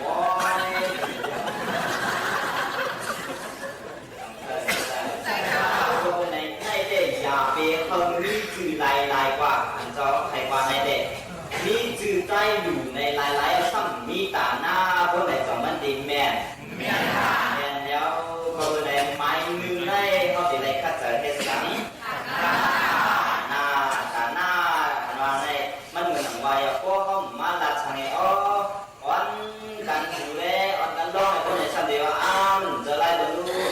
ก็ไม่ได้จูเขาไปไต่จูเขาไปไกลกว่าเป็นนั่นจูเขาไปไกลกว่าเป็นมันเนี่ยเขามีคัดเจอเขาเจ้าเก่าก็มีสื่อปัญหาหน้าในมันเป็นการอันแค่อันตัวผุดอันมีกาอันปุณตาปูเจ้าของมือพองยังตึกมีอยู่ในสัมสราในเย้าต้องเต้นใช่เขาในอยากปีรวมปีนึงเห็นไหมนึงในเขาสิเลยคัดเจอเขามียอกี่คิงในยังเจ้าเขากูก็กูคนดำบนดำเสียงพอเลยอยู่เลยอายุนาสุขาปนาปฏิภานายสักกิติสิริติจ้าลาภาพอกีปอดีอริมิติยาคำมาเจ้าชัดเขาปองมองถึงที่เอพิกุมาอยู่จำจักเจ้ามาเจ้าผู้อยากผู้ลุยใหญ่สุรนออกสังวาคำเจ้าหมอข้องอวามาลามาดาสาวกาลูกเจ้านำนาอริยโดนเม็ดคำชองล้องพระเจ้าก็ยิงมือข้องอวามาจึงหันยกขี่เล่ผลิตสัตว์ดังเสียงปอแหลกเจ้าพระเทงที่เวงเตียงอ่ำอาเถอก็เลยก็ปีเฮาเลยกัดยันลาเพราะว่าขอฝ่ายยาวหน้าในก็กูกุนเด่นขึ้น ขึ้นเหลือคนอาลาหนึ่งมองก็เต็มเย้าในแหล่เขาเจ้าจ้างก็ดีนึกกึดชากันในกำหนึ่งก่อนเย้ามุนโดยมุนนอ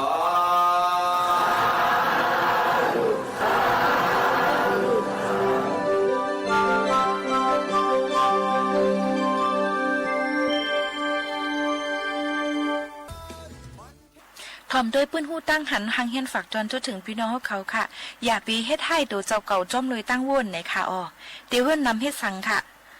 สังวาว่นเย่าอ่ำมีลองหันเจออ่ำซื้อว่นเย่าสังวาอ่ำไรสังมากก็ปล่อยมันกว่าสิอย่าปีว่นเย่าค่ะเนื่องเพราะว่าก้นเฮาในมันก็มีอยู่มังลองอันถูกลีหูลีเหลือเสอ่ำหู้ก้วยกาวะหลายลองอันอ่ำหู้นั่นก็อ่ำหู้ในลีเหลือเสเปิ้นก็ลีอยู่ค่ะลองอันอ่ำหู้นั่นก็ปล่อยมันกว่าเสย้อนมันอยู่ดีว่าเฮาติขับขึงจอมลองอันเฮาหู้มานั่นไล่เชิงหือในนั่นก้วยค่ะอ้อสายงายป้ายเจอก้นเฮาในมันตื่นแหลกลายกว่าจอมลองอันเข้ามาทบเสออำว่าได้เป็นลองก้นห้าอำนั้นต้นไม่โตสัตว์ไก่กาเฮ็บมาหือมาลินเกาะขย่าค่ะสังว่าเฮาปันกาขันจอมเมียวเลยเฮาก็ตื่นเตปันน้ำนักมันจอมเลยลองตั้งเจอถึงเมียวนั่นอยู่จู้เก่าก็เป็นจู้เก่าลองเก่าก็เป็นลองเก่าอันไรผัดยันกันกว่านั่นก็เป็นย้อนว่ามันมีหมังเจอหมังลองอันอ่ำเข้ากันไรในนั่นเยาค่ะอ้อ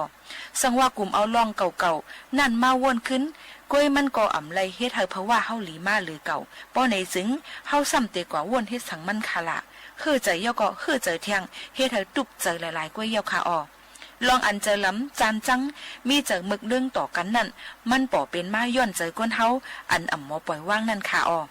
สังว่าเฮ็ดเป็นไรป้อในจึงลองอันเป็นป่นมาเจ้านั่นก็ปล่อยให้มันป่นกว่าเสสุดเดียวก็ให้มันสุดเสลองอันเฮาไปอย่างถอยออกมาดีอันเฮาอ่ำถูกลีจุกนั่นลองอันเฮาอ่อนตัวเฮาไปอย่างออกมาในเสียนตั้งอันเฮาอ่ำถูกลีไปนั่นมันนำใจลองหยับใจสังมันดีก่อนค่ะอ้อเฮาเดี๋ยวไรคามป่นลองหยับผืนนั่นสิทบใส่ลองอันใหม่ๆเที่ยงก้นเฮาในเตตุค่าเตเซอร์ใจอันว่านั่นมันอยู่ที่ตั้งวนเฮาก้วยค่ะเพราะจังนั้นอย่าไปเฮ็ดให้ตัวเจ้าเก่าจ้อมเลยตั้งวนตัวเจ้าเก่าเสกัมเนี่ยฝากไว้ปันพ่อแม่พี่น้องเขาจังหนังไหนค่ะอ้อ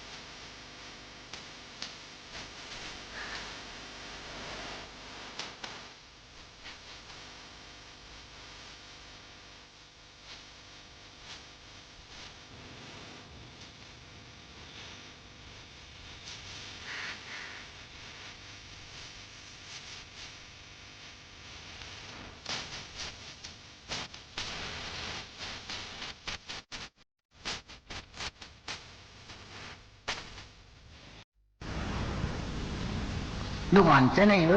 สูตีใหญ่มาเป็นปอโกนแม่โกนเหมือนหนังป้นหลวงเขาเจ้าเจื้อนเฮาหันกันอยู่วันเมื่อไหนอยู่ถูกเลี้ยงนี่ลองตั้งหู้ตั้งหันจะเมื่อเขาเรียกไหนเอาอย่าไปอ้างอ้านพูดเอาเขานำคำเงินโคเลี้ยงอันปู่เฮานายเฮาก็เฮามีเฮาหาไว้ปันเจ้านั่นหลายๆก้อยเงินคำเสียงยรนามาวูกวายเหลอสองเพื่อนเย่ให้สวนหน้าแหละกาโลสับกูเปิงเจ้าไหนเหลอเจ้าไหนเป็นมิ้วอันจังกินมดสดเกียงจังลู่จังเหลียวร้อนยาวอันนำจังลู่จังเหลียวนี่เป็นปิงยาอันพอเขามีเขาเจ้าสอนลิกจะเมื่อเรียกต่ออย่างมาในยาวปิงยาในกินมดสดเกียงอันจังเสียงจังยอมลิกในเป็นกับซอกกูรองยาวอันหูลิกหนังตาตันอันหันลิกหนังตาหมด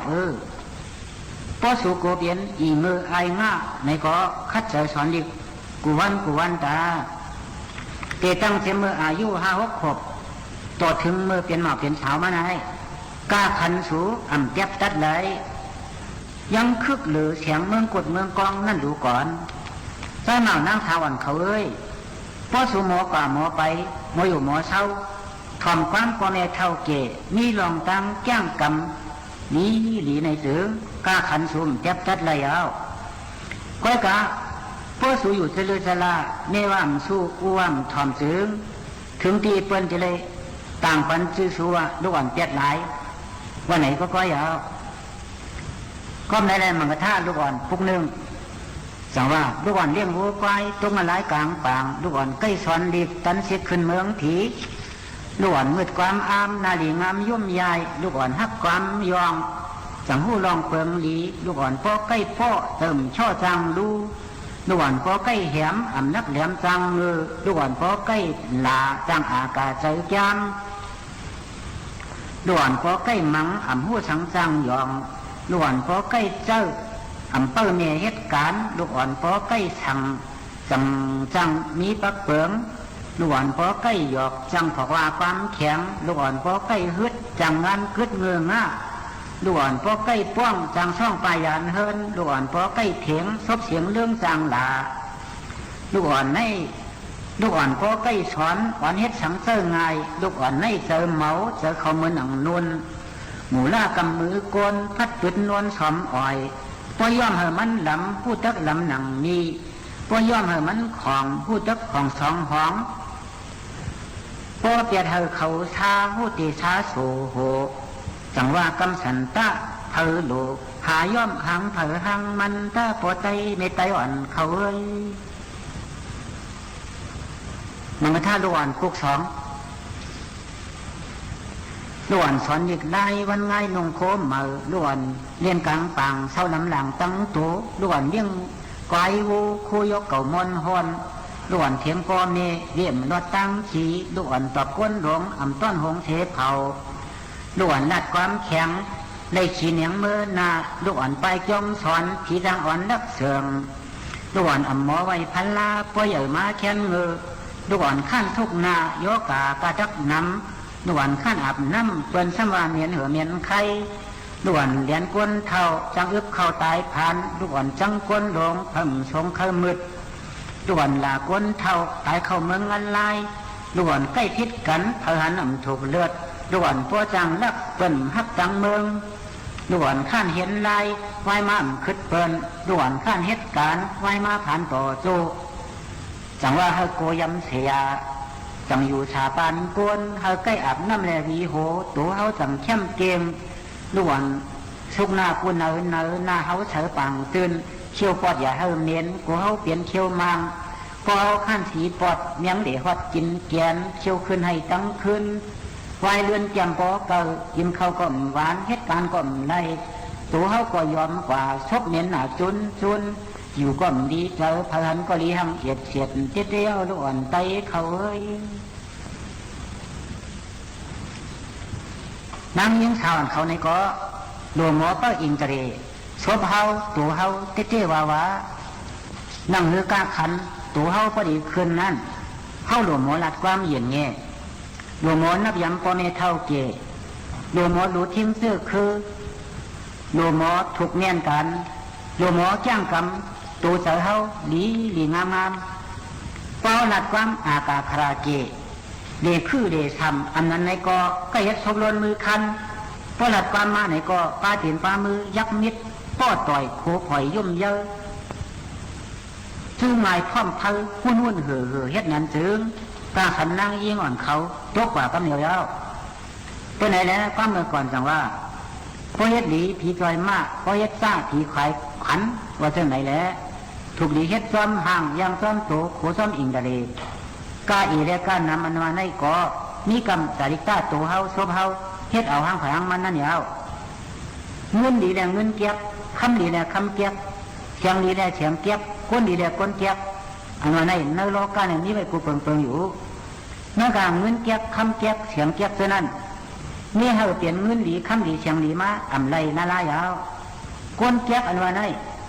มีเฮาเปลี่ยนก้นดีมาไรอยู่มีที่เหลือมีที่มาโหใจเฮาเก็บตัดทางเฮาเจ้าเก่าตั้งแต่เอาเมื่อไหร่กว่าเมื่อหน้ากาอันเก่ายังมีอยู่ในเมืองก้นไหนเก่าตีไว้เปียดล่องดีตั้งหลงพบของวางชาเจ้าเก่าก็อำเภอว่นเนียนลาลาชกเก่าก็อำเภอลัดเนียนลาลาตัวเก่าก็อำเภอเฮ็ดเนียนลาลายาวเก่าตีว่นโดยล่องดีตั้งเนี่ยดัดโดยความดีความงามเฮ็ดการดีนอนยาวชกเก่าในมักตั้งกินอันดีอันหวานอันกาอันเพียงเต้ข้อความอันรัดออกมาเนื้อชกเก่าในก็เจอมันเปลี่ยนความดีความหยาดความนี้มังกลามีกาขันก้อยเฮ็ดไหนไว้อธิษฐานเนื้อเสือเฮาทั้งเฮาแจ้งคัดดัดเสือเฮาก็เหลียวต้องให้กึมอ่ำปันลงปันเลื่อนเสียปอกไม่ดีเสียปัญญาเสือคนเฮาในมีเฮาดีก็เตลีมีเฮาให้ก็เตให้ก้อยกามีเฮาเปลี่ยนคนให้คนเกียกในง่ายเสียมีเฮาเปลี่ยนคนหลีคนงามปากคนเหียงคนรู้ก่อนนอหมูลาคนหลีในวิธีซบตัวโหใจเฮาลูกอ่อนเรียกให้ใจเยียงเฮาเขาทั้งหลายนอหมูลาซบตัวใจเฮาลูกอ่อนทั้งหลายในถ้ามีที่อุเมอ่อนเฮ็ดอ่อนปองอ่อนดัดอ่อนกำอ่อนแก้งมานั่นเฮาเพื่อในแดนด่วนเฮาทั้งหลายในเตสืบเปลี่ยนปอก้นเมก้นกว่าหางขวางมันอยู่เฮาหลูกพึกไว้เจอหลีดัดก้อนหลีแจ้งกำอันหลีเชื่อมือเรียกมืออ่อนในเฮาพอยามไว้เดือนลายไว้ในมาเฮาจังตีเป็นก้นไอ้แจ้งตั้งยามอันดีอันงามชบความอ่อนหลีตัวเจอเย็นแง่หลีพร้อมพึกไว้เชื่อมือยังเรียกยังอ่อนอำหอนต้อนเปลี่ยนก้นเย็นเงี้ยใหญ่มาอย่าเช่นตีเรื่องเชิงฮัดจำความแข็งตาเหลียงฮึดท่าจ้าหลา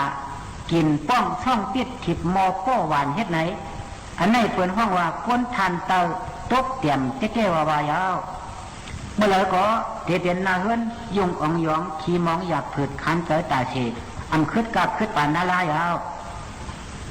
นังหือเตียนนาเฮือนชายก่อนเมื่อหน้าปลายเลื่อนนั้นตุ้นเฮาโหลอลางเฮาโหลมิดีอ่อนหายใจยิงกูก็โหลพึกไว้เมื่อไหนกำเหลวอย่าไปเฮาตกเรือนนาลาเฮาหลมีตังผู้โหลหมอเยื่นกันขันทีต่อพ่อแม่พี่น้องเฮาทั้งหลายถ้ามาพ่อแม่พี่น้องป้องท่าว่าห้างเฮาไหนก็เฮาอย่าไปเอาเปลี่ยนโตท่าอย่าไว้เจอหมาหน้าปริขับขึ้นมาต่อกันดีๆไว้เจอมนเกี่ยวนัดยุ่มขูดยู่กัน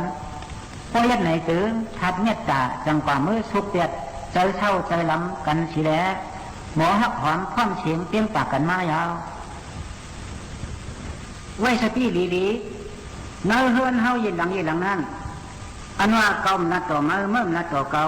เอาเป็นปฏิฆาตลงต่อกันป้านพิษกันอยู่ติ๊กในอย่าไปเฮาเปลี่ยนนาลาอย่าไปเฮามีนาลา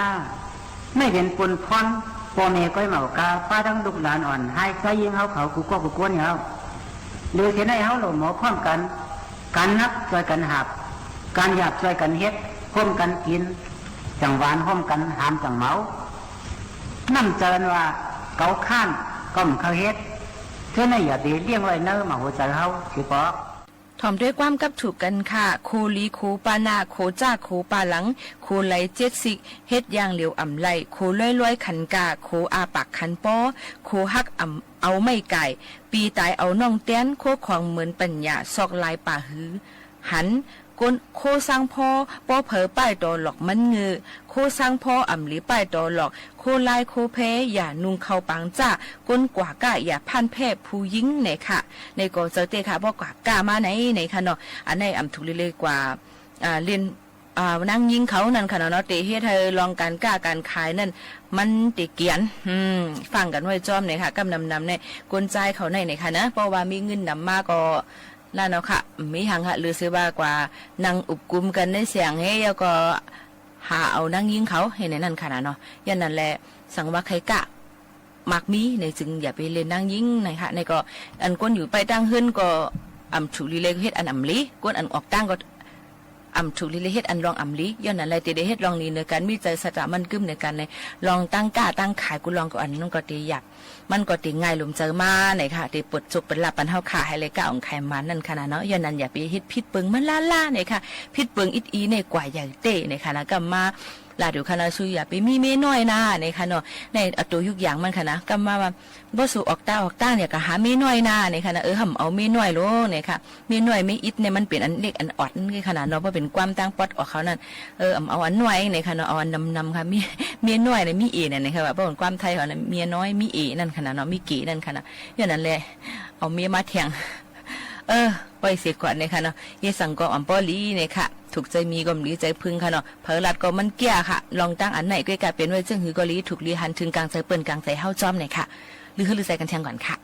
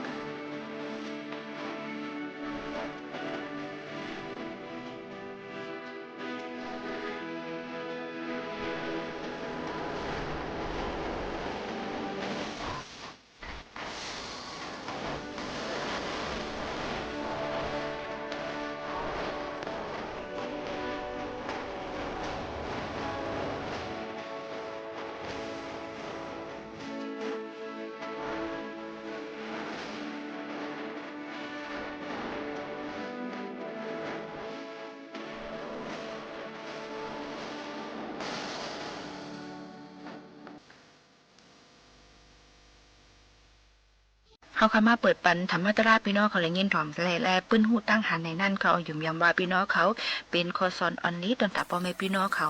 กันเตว่าจังหนังไหนค่ะเฮาค่ะเดย้อนผ่าแดนพ่อแม่พี่น้องเขามือกว่าควันเย้าค่ะนะจ่องขึ้นมาฮบมาทุกจอมกันแทงดังคงปล่อยเสียงเฮาค่ะที่ไหนเนี่ยค่ะออกตอนแต่วันเมื่อไหร่ขอบใจถึงกูก็กูก้นค่ะมาสงค่ะ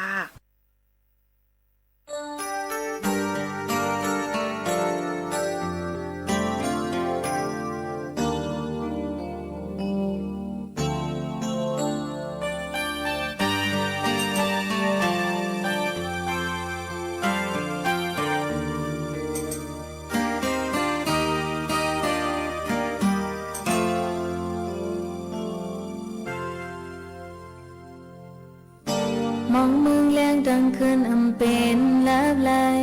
ย้อนอันไหลยินความอันเฮาลืมเป็ดสาอ่อนกันสีซ้อมย้อนปีเป็นลงสเตโลที่หักเล่นหือนอสายไว้น้องกวางยาวหักเตเตยาวน้องยุ่มยำใจเลใจหือเตซับเลี้ยงนี่เฮาน้องยุ่มนอพยายามความจะเข้าหูลองว่าจังไหนฉันนับปาปีไล่หักมาทางสู้ดีลืมสั่งน้องกว่าสะอือน้องเป็นอันซื้อว่าน้องหักสายในด้วยเงินคำเลไหลหางมาถึงมาเลี้ยวตามหักห้องสองมันคืมอยู่10 กว่าเลตังยังไม่หาอย่าหาลู่หายยุ่มยังในตังหักห้องเสียเฮาอยากโกอำปล่อยเฮามันลู่เลี้ยวไหลลงในมันเป็นลองเฮาปล่อยอำปันห้องจอมความเปิ้นหลอกลาจนมืออำทอมเสียงหิมหอมเข้ามาหิมหอมมันใกล้เปิด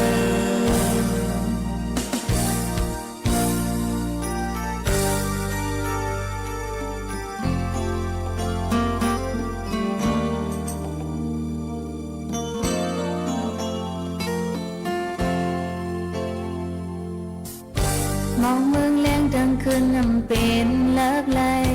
ย้อนอันไหลยินความอันเฮาลืมเป็ดสายอ่อนกันสีซ้อมย้อนปีเป็นลงสเตโลที่หักเล่นหือนอสายไว้น้องความยาว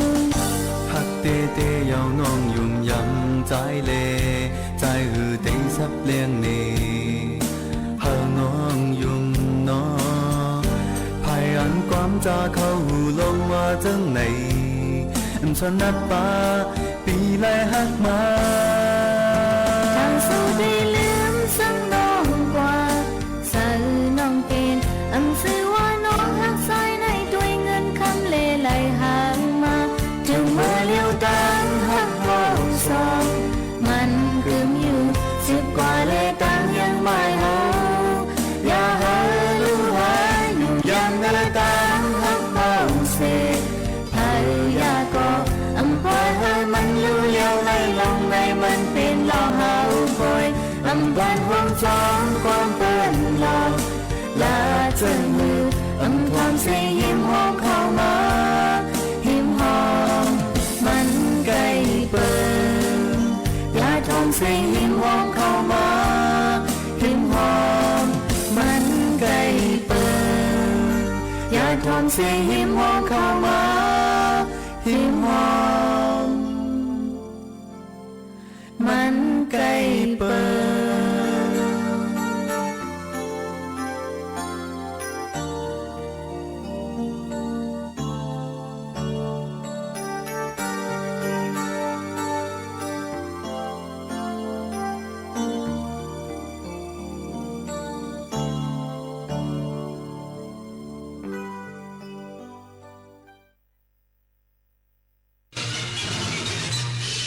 สถานีวิทยุกระจายเสียงแห่งประเทศไทยและเครือข่ายทั่วประเทศเสนอข่าวต้นชั่วโมงรู้เร็วรู้จริงเกาะติดทุกสถานการณ์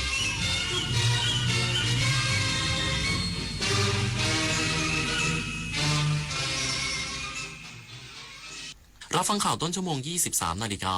กับอานนท์ นันตะสุคนครับสำนักงานตำรวจแห่งชาติจับเครือข่ายค้ายาข้ามชาติมูลค่ารวมกว่า 25 ล้านบาทอีกสักครู่กลับมาติดตามรายละเอียดครับกราบก้มบังคมบาทปิยราชธิดาพระเสด็จสู่ฟ้าปวงประชา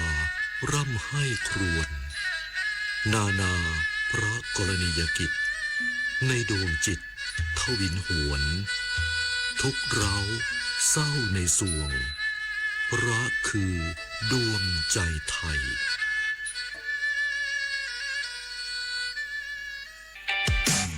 สังคมสูงวัยไม่ใช่เรื่องไกลตัวอารยสถาปัตย์คือการออกแบบบ้านเมืองและพื้นที่สาธารณะให้ผู้สูงอายุใช้ชีวิตได้สะดวกปลอดภัยและเท่าเทียมทางลาดราวจับพื้นกันลื่นและแสงสว่างคือรายละเอียดเล็กๆที่ช่วยลดการหกล้มและเพิ่มคุณภาพชีวิตได้จริงร่วมสร้างสังคมที่ทุกวัยใช้ชีวิตได้อย่างมั่นใจเพราะการออกแบบที่ดีคือความใส่ใจที่ทุกคนสัมผัสได้ฟ้าสลัวมัวแสงระวีส่องนกหยุดร้องวังเวงให้เงียบเหงามองฟ้าวันนี้เป็นสีเทาอกประชาหมองเศร้าระทมสวงด้วยพระราชธิดาพระองค์ใหญ่เสด็จคันไลสู่แดนสวงเสียงร่ำไห้สะท้อนสถานสวงพระเป็นดั่งดวงใจไทยประชาอาเซียนของเราก้าวไกลกว่าที่เคยจากการค้าการท่องเที่ยวเทคโนโลยีสู่ความร่วมมือของผู้คนทั้งภูมิภาคประเทศไทยพร้อมเดินหน้าเชื่อมโยงเศรษฐกิจวัฒนธรรมและมิตรภาพกับประเทศสมาชิกอาเซียนอย่างสร้างสรรค์เพราะอาเซียนไม่ใช่แค่เพื่อนบ้านแต่คือพลังแห่งอนาคตร่วมกันร่วมเรียนรู้พัฒนาและเติบโตไปด้วยกันในประชาคมอาเซียนสำนักงานตำรวจแห่งชาติจับเครือข่ายค้ายาข้ามชาติมูลค่ารวมกว่า 25 ล้านบาทพร้อมเตือนประชาชนอย่าหลงเชื่อคนรู้จักผ่านช่องทางออนไลน์หรือแอปหาคู่พลตำรวจตรีจตุรพัฒน์พิรมแก้วรองโฆษกสำนักงานตำรวจแห่งชาติกล่าวถึงกรณีเจ้าหน้าที่จับกุมชาวไนจีเรียและหญิงชาวไทยที่ร่วมกันลักลอบขายยาเสพติดพร้อมยึดโคเคนและเฮโรอีนมูลค่ารวมกว่า 25 ล้านบาทว่าจากการสืบสวนพบว่าผู้ต้องหาใช้วิธีหลอกลวงเหยื่อผ่านแอปพลิเคชันหาคู่โดยสร้างความสัมพันธ์ในเชิงชู้สาวพูดคุยตีสนิทและใช้คำพูดอ่อนหวานจนผู้เสียหายเกิดความไว้วางใจก่อนชักชวนให้เข้าไปมีส่วนร่วมในการรับส่งหรือขนย้ายยาเสพติดและสิ่งของผิดกฎหมายซึ่งพฤติการคนร้ายมักสร้างโปรไฟล์ให้น่าเชื่อถือโดยแอบอ้างเป็นนักธุรกิจหรือผู้มีฐานะดีเพื่อแสดงภาพลักษณ์ว่ามีความมั่นคงทางการเงินก่อนหลอกให้ผู้เสียหายเดินทางไปรับพัสดุหรือสิ่งของในประเทศเพื่อนบ้านโดยอ้างว่าจะได้รับค่าตอบแทน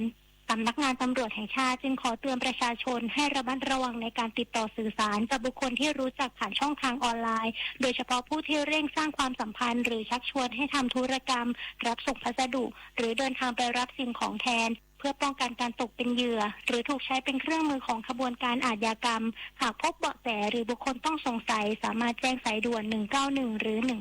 1599ดลภาสุภรัตน์สมบัติรายงานสำนักงานปศุสัตว์จังหวัดตรังคุมเข้มมาตรการเชิงรุกสุ่มตรวจคุณภาพนมโรงเรียนเพื่อแก้ปัญหาทุพโภชนาการในเด็กและสร้างความเชื่อมั่นให้ประชาชนนายสัตวแพทย์กฤษวีระวงศ์ปศุสัตว์จังหวัดตรังเปิดเผยว่าเจ้าหน้าที่กลุ่มพัฒนาคุณภาพสินค้าสำนักงานปศุสัตว์จังหวัดตรังได้ร่วมกับสำนักงานปศุสัตว์อำเภอดำเนินมาตรการเชิงรุกในการสุ่มตรวจคุณภาพนมโรงเรียนอย่างต่อเนื่องโดยเน้นตรวจประเมินคุณภาพน้ำนมดิบการเก็บรักษาอุณหภูมิและการจัดส่งให้ถึงมือเด็กนักเรียนตามมาตรฐานโครงการอาหารเสริมนมโรงเรียนทั้งนี้รัฐบาลได้ขับเคลื่อนโครงการอาหารเสริมนมโรงเรียนเพื่อแก้ไขปัญหาทุพโภชนาการในเด็กโดยจัดสรรผลิตภัณฑ์นมคุณภาพสูงทั้งนม UHT และนมพัชเจอร์ไลท์ให้นักเรียนตั้งแต่ระดับชั้นอนุบาลจนถึงประถมศึกษาปีที่ 6 ดื่มฟรีตลอดภาคเรียนโดยกรมปศุสัตว์ได้ร่วมขับเคลื่อนโครงการดังกล่าวอย่างเป็นระบบทั้งการควบคุมคุณภาพผลิตภัณฑ์สร้างความเข้าใจที่ถูกต้องถึงคุณค่าทางโภชนาการของนมควบคู่กับการยกระดับมาตรฐานการกำกับดูแลเพื่อสร้างความเชื่อมั่นแก่ประชาชนและให้โครงการนี้ได้เป็นกลไกสำคัญในการเสริมสร้างสุขภาวะเด็กและเยาวชนตลอดจนความมั่นคงในอาชีพการเลี้ยงโคนมของเกษตรกรไทยในระยะยาว ยยศพรนะคะไกรศรีสวทตรังรายงาน หัวหน้าผู้ฝึกสอนทีมชาติญี่ปุ่นมั่นใจขุมกำลังที่มีสามารถทดแทนวาตารุเอนโดที่มีอาการบาดเจ็บได้พร้อมประเดิมฟุตบอลโลก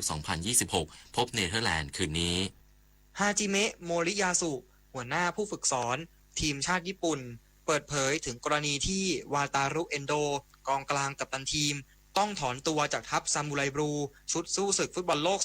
2026 เนื่องจากมีอาการบาดเจ็บรบกวนและไม่ได้มีการเรียกนักเตะรายใหม่เข้ามาเสริมทัพแทนเนื่องจากเชื่อมั่นว่าขุมกำลังที่มีอยู่สามารถทดแทนบทบาทของเอนโดได้อย่างเพียงพอไม่ว่าจะเป็น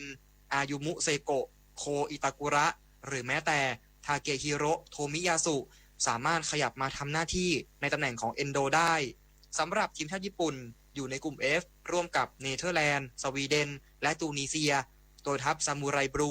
มีคิวลงสนามนัดแรกพบกับเนเธอร์แลนด์ในช่วงเช้ามืดวันที่ 15 มิถุนายนเวลา 3 นาฬิกาตามเวลาประเทศไทยส่วนโปรแกรมการแข่งขันในคืนนี้จนถึงช่วงเช้าวันพรุ่งนี้มีแข่งขันอีก 3 คู่กลุ่ม E เยอรมันพบกือราเซาเวลาเที่ยงคืนโกติวัวพบเอลกวาดอร์เวลา 6 นาฬิกาและกลุ่ม F สวีเดนพบตูนิเซียเวลา 9 นาฬิกา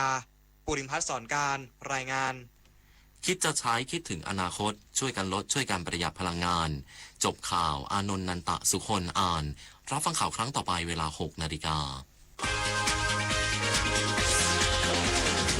ติดตามข่าวที่นำเสนอไปแล้วได้ที่ www.thainews.prd.go.th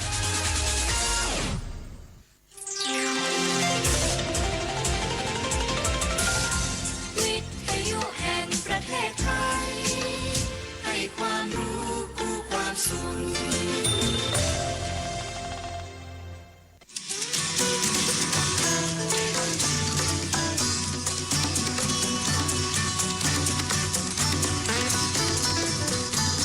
บนเส้นทางของถนนสายนี้เรามีบทเพลงเพื่อชีวิตดนตรีกวีศิลปะวัฒนธรรมวรรณกรรมมาฝากคุณทุกวันเสาร์และอาทิตย์กับเราที่นี่ถนนดนตรี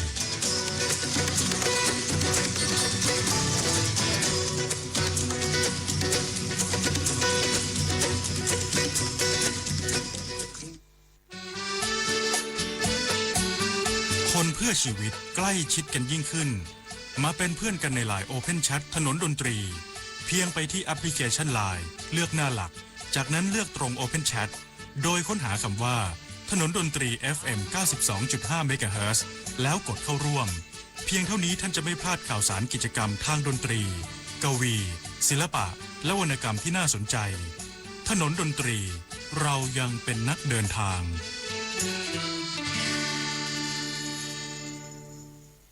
ถนนดนตรีไลฟ์เดือนมิถุนายนจุดพักของนักเดินทาง78ปีงาคาราวานพร้อมด้วยวงคาราวานน้อยและดวงดาวเดียวดายในถนนดนตรีไลฟ์วันศุกร์ที่ 26 มิถุนายน 2569 เวลา 18 นาฬิกาเป็นต้นไปณห้องออดิทอเรียมอาคารปฏิบัติการสื่อใหม่สถานีวิทยุกระจายเสียงแห่งประเทศไทยถนนวิภาวดีรังสิตดินแดงติดต่อเข้าชมโดยไม่เสียค่าใช้จ่ายได้ที่ Facebook ถนนดนตรีเรายังเป็นนักเดินทาง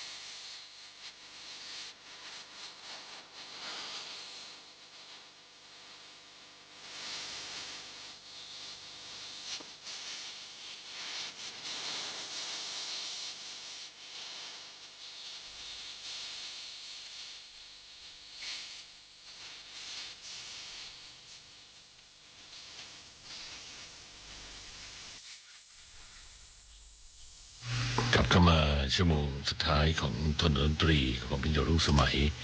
ในคืนวันอาทิตย์นะครับกำลังดูว่าเพลงที่คุณถามว่าเพลงที่มีชื่อว่า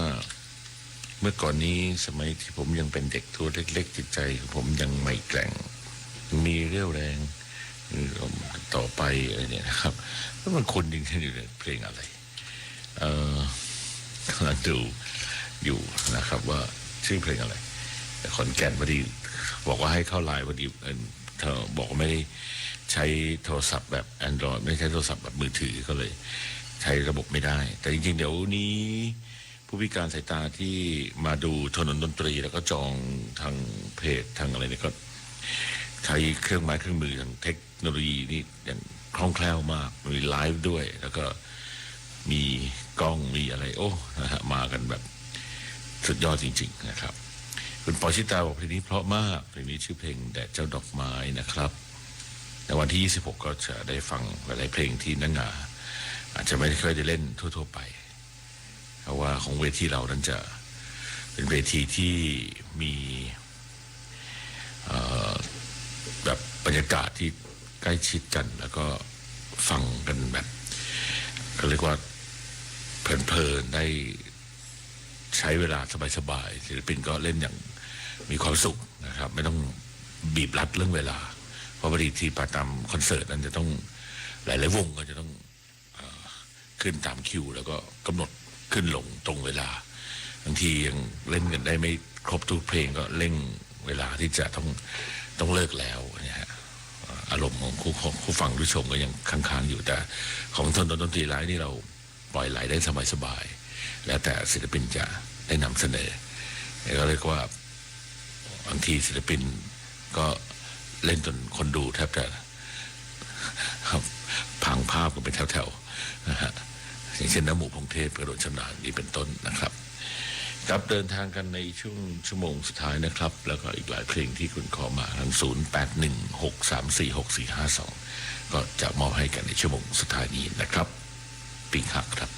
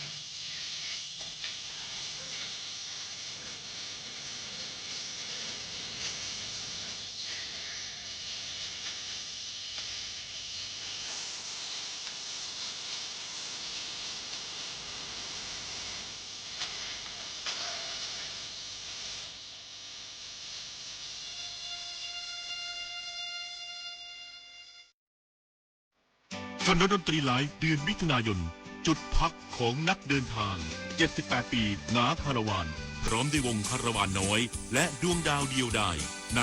ถนนดนตรีไลฟ์วันศุกร์ที่ 26 มิถุนายน 2569 เวลา 18 นาฬิกาเป็นต้นไปณห้องออดิทอเรียมอาคารปฏิบัติการสื่อใหม่สถานีวิทยุกระจายเสียงแห่งประเทศไทยถนนวิภาวดีรังสิตดินแดงติดต่อเข้าชมโดยไม่เสียค่าใช้จ่ายได้ที่ Facebook ถนนดนตรีเรายังเป็นนักเดินทางต้องขอบคุณคุณเรศนะครับได้แล้วนะฮะนี่แหละคือแฟนพันธ์แท้ของทนดนตรีจริงๆนะครับได้ชื่อเพลงแล้วนะครับเมื่อกี้แค่บอกคร่าวๆที่ผู้พิการทางสายตาจากขอนแก่นว่าเพลงเมื่อก่อนนี้สมัยที่ผมยังเป็นเด็กตัวเล็กๆจิตใจยังกล้าแกร่งอะไรเนี่ยก็มาแล้วครับเมื่อก่อนนี้สมัยที่ผมยังเป็นเด็กชื่อเพลงว่าเพลงเมื่อก่อนนี้ของวิสาสุรชัยผมส่งไปให้ทางคุณบุญประกอบดูนะฮะไม่แน่ใจว่าจะได้หรือเปล่านะเดี๋ยวลองดูนะครับก็โหขอบคุณมากนะฮะขอบคุณจริงๆเพราะว่าบางทีผมนึกไม่ออกนะครับแล้วคุณผู้ฟังก็จะบอกเฉพาะเนื้อเพลงมาตอนนี้เจอแล้วนะครับชื่อเพลงว่าเมื่อก่อนนี้วิสาสุรชัยนะครับเดี๋ยวจะเปิดหลังเพลงสบายกว่าก็แล้วกันนะครับขอบคุณมากนะครับขอบคุณจริงๆเลยนะฮะบางทีก็โหเพลงเยอะอย่าว่าแต่ผู้จัดเลยนะครับทางนักงาเองที่ยังจำเพลงตัวเองไม่ค่อยได้กันก็น่าเล่นนะเดี๋ยวถ้าถามได้วันที่26นี่นะแกเล่นเพลงนี้ได้หรือเปล่าได้ซ้อมกันหรือเปล่าเดี๋ยวจะลองดูนะครับมีหลายๆเพลงที่อาจจะไม่ค่อยได้ฟังกันอยากฟังดีครับช่วยกันนะครับครับงั้นเดี๋ยวคุณบุญประกอบบอกว่าต้องไม่พูดก่อนเปิดได้ครับขอบคุณมากนะครับขอบคุณคุณเรศด้วยนะครับแล้วก็ดูผู้ฟังที่เป็นผู้พิการทางสายตาก็จะได้ฟังเพลงนี้กันไม่ได้อยู่ในอัลบั้มคอนเสิร์ตฟอร์นิเซฟนะครับไม่ใช่นะฮะครับอยู่ในอัลบั้มวิสาสุรชัยครับเดี๋ยวเราฟังกันนะฮะสบายกว่าแล้วก็ต่อด้วยเมื่อก่อนนี้ครับ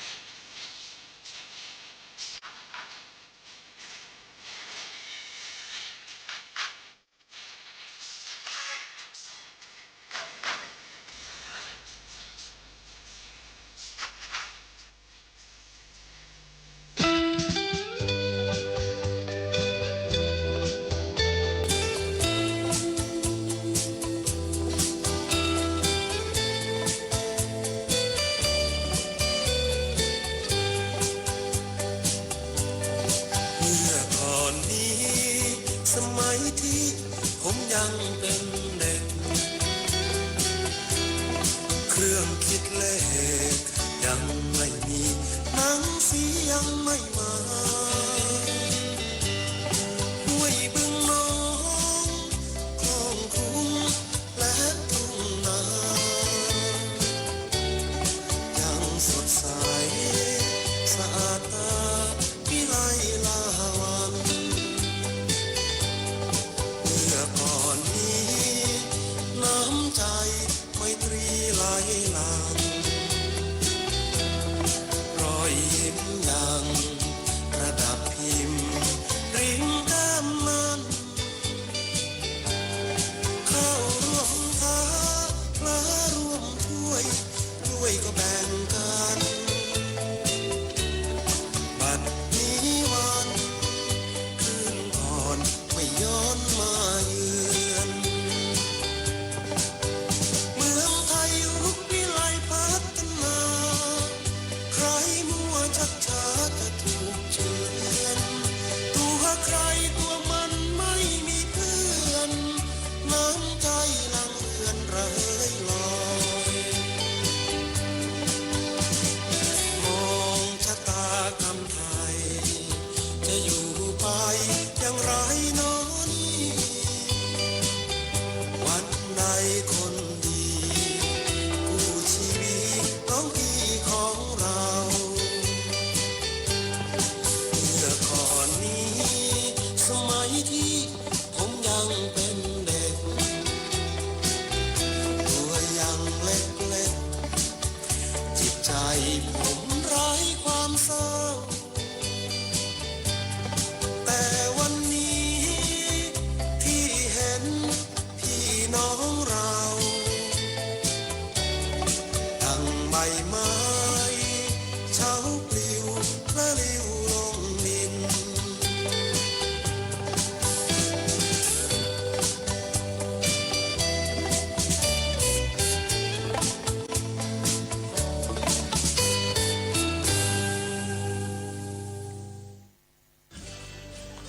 ถ้าเราพูดถึงเพลงเพื่อชีวิตเนี่ยนะครับเริ่มต้นมาจริงๆจากเพลงชีวิตสมัยครูคำพลสันปุณานนท์ถือว่าเสน่ห์โกมารชุนแต่ต่อมาเนี่ยที่มาเป็นเพื่อชีวิตแล้วก็เป็นแบบฉบับมากันจนถึงทุกวันเนี่ยนะครับเริ่มต้นจากหลังเหตุการณ์ 14 ตุลาปี 16 คำว่าเพื่อชีวิตนั้นเกิดมาจากหนังสือของจิตรภูมิศักดิ์ครับเพราะฉะนั้นเพลงเพื่อชีวิตถ้าพูดกันให้เต็มๆก็คือเพลงเพื่อชีวิตเพื่อประชาชนนั่นเองนะครับเพลงเพื่อชีวิตผมเชื่อว่ายังมีอยู่ผู้สังคมไทยตลอดไปนะครับแต่ว่าจะมีการปรับเปลี่ยนซึ่งอาจจะเป็นร็อกก็ได้เป็นแจ๊สเป็นแรปเป็นอะไรก็ได้นะครับอยากให้ทุกคนนะครับไปมองที่การทำงานของศิลปินนั้นๆไปดูที่ผลงานเพลงนั้นๆนะครับมันก็จะทำให้เพลงเพื่อชีวิตนั้นก็จะเดินหน้าต่อไปนะครับบินลาบินมาบินเรื่อยมาเล่นลมชื่นชมธรรมชาติอันที่งามสะอาดตา ถนนดนตรีไลฟ์เดือนมิถุนายนจุดพักของนักเดินทาง78ปีงาคาราวานพร้อมด้วยวงคาราวานน้อยและดวงดาวเดียวดายในถนนดนตรีไลฟ์วันศุกร์ที่ 26 มิถุนายน 2569 เวลา 18 นาฬิกาเป็นต้นไปณห้องออดิทอเรียมอาคารปฏิบัติการสื่อใหม่สถานีวิทยุกระจายเสียงแห่งประเทศไทยถนนวิภาวดีรังสิตดินแดงติดต่อเข้าชมโดยไม่เสียค่าใช้จ่ายได้ที่ Facebook ถนนดนตรีเรายังเป็นนักเดินทางได้ฟังแล้วน่าจะใช่นะครับสำหรับท่านที่ฟังอยู่ที่ขอนแก่นเป็นผู้พิการทางสายตาก็ขอเพลงที่บอกเฉพาะเนื้อหามาแล้วก็เพลงไม่ค่อยได้เปิดเท่าไหร่นะครับชื่อเพลงว่าเมื่อก่อนนี้น่าจะใช่นะครับถ้าใช่ยังไงช่วยแจ้งมาทาง 0816346452 กันด้วยนะครับแล้วเมื่อสักครู่ผู้พิการทางสายตาที่คุกคันทำไมเรามีคนตาบอดเยอะที่มาฟังผมจะขอเพลงเกี่ยวกับพ่อมีเพลงอะไรบ้างมีครับเยอะแยะเลยฮะเดี๋ยวได้ฟังกันแน่นอนนะครับอีกครึ่งชั่วโมงตรงนี้นะครับขอบคุณมากๆครับที่ติดตามถนนดนตรีกันทุกคืนวันเสาร์และวันอาทิตย์ 3 ทุ่มถึงเที่ยงคืนสถานีวิทยุกระจายเสียงแห่งประเทศไทยกรมประชาสัมพันธ์ FM 92.5 เมกะเฮิรตซ์ AM 1,467 แล้วพร้อมด้วยเครือข่ายทั่วประเทศที่รับสัญญาณอยู่พร้อมทั้งทาง NBT ทุกวันเสาร์ต้นเดือนที่1ที่2ทนดนตรีไลฟ์นะครับก็จะมีบรรยากาศของศิลปินที่มาแสดงในทนดนตรีไลฟ์ที่บันทึกออกอากาศกันนะครับทุกเดือนละ2 ครั้งตอนนี้ก็รายการยังไม่ได้เข้ามานำเสนอแต่ว่าคงเร็วๆนี้นะฮะเดี๋ยวต่อไปก็คงจะได้นำเสนอกันผมกำลังคิดว่าอีกภาคหนึ่งคือกำลังทำเป็นรายการทาง YouTube นะครับที่คุยกับคุณเมฆขันแก้วแล้วก็ทีมงานนิวบีเดียไว้นะครับว่าเราจะสัมภาษณ์ศิลปินกำลังคิดว่าเดี๋ยวจะสัมภาษณ์แบบศิลปินรุ่นใหม่ๆหรือว่าศิลปินที่เคยทำงานแล้วห่างหายไปไม่ค่อยได้เจอกันมีผู้ฟังขอเพลงนี้ทาง 0816346452 เพลงของยิวนะฮะแต่ว่าไม่มีเราขอไปค้นหากันต่อไปก่อนแล้วกันแต่ผมเปิดเพลงนี้แทนเพลงย้อนเวลาที่ขอมาจากจังหวัดแพร่หัวใจปราตีนครับ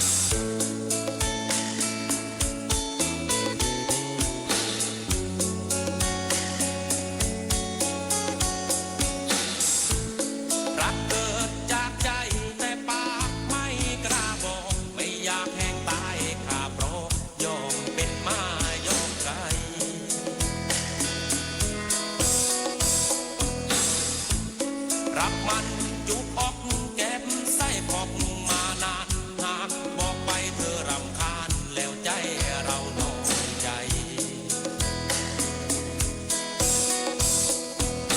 ยากเพราะใจมันยากยากแต่ทำไมช้าเกินไปรออีกนานอีกนาน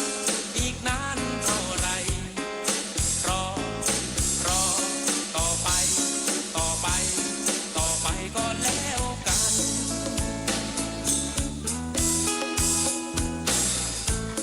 รักแปลกประหลาดรักแม่ชาติหากสวยรักเหมือนที่เฝ้ากรวยรักด้วยใจเลี้ยวไหล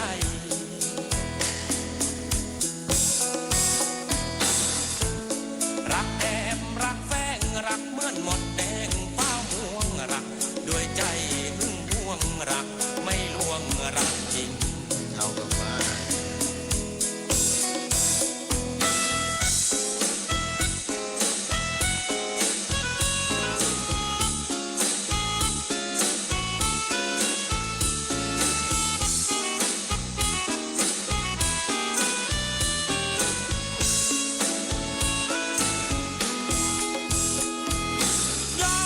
เพราะใจมันยากยากแต่ทำไมช้าเกินไปรออีกนานอีกนานอีกนานเท่าไรรอต่อไปต่อไปต่อไปก็แล้วกัน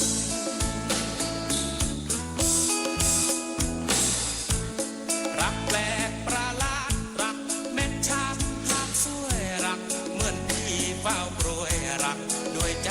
เลี้ยวไหล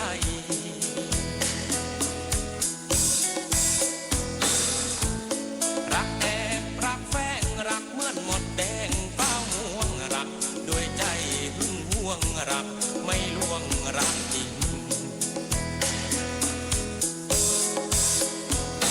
ยากเพราะใจมันยาก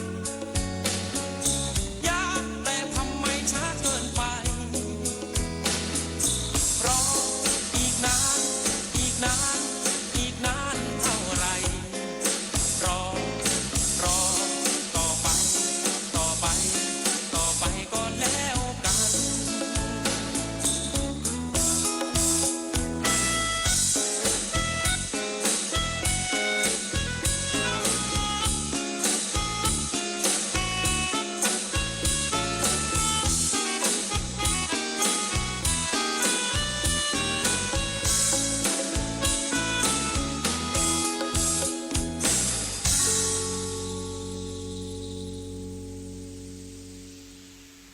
ถนนดนตรีไลฟ์เดือนมิถุนายน จุดพักของนักเดินทาง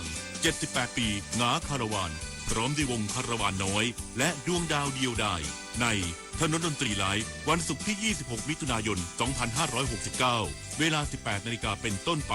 ณห้องออดิทอเรียม อาคารปฏิบัติการสื่อใหม่ สถานีวิทยุกระจายเสียงแห่งประเทศไทย ถนนวิภาวดีรังสิตดินแดง ติดต่อเข้าชมโดยไม่เสียค่าใช้จ่ายได้ที่ Facebook ถนนดนตรี เรายังเป็นนักเดินทาง ช่วงท้ายของถนนดนตรีคืนวันอาทิตย์เพลงหมาหยอกไก่มาริโอน่าจะมา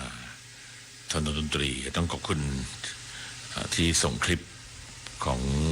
อาจารย์ไข่มาให้ด้วยนะครับคุณอะไรนะเดี๋ยวผมขอดูในไลน์ก่อนส่งมาตั้งแต่ทั้งช่วงวันแล้วที่อาจารย์ไข่พูดถึง30 กว่าปีเนี่ยนะครับ31 ปีมาริโอน่าได้เป็นที่รู้จักตั้งแต่ปี37นะถนนดนตรีก็เริ่มปี38ก็แน่นอนนะครับ30 กว่าปีที่เราเดินทางเคียงคู่กันมาเลยบนถนนดนตรีและบนถนนแปลกแยกเนี่ยนะครับก็จะมาวันที่6 สิงหาคมของถนนดนตรีแล้วผมก็จะเชิญศิลปินรับเชิญด้วยนะครับมาจะเชิญอาจารย์ยงยุทธเชิญพี่อีทฟุตบาทมาเป่าเมาส์ในเพลงหัวใจพริโชเพลงแล้วก็ใครที่เคยได้เดินทางร่วมกันกับมาริโอน่ามาปิดท้ายถนนดนตรีไลฟ์ในปีนี้กันนะครับก็คงจะดูกันวันบรรยากาศก่อนว่า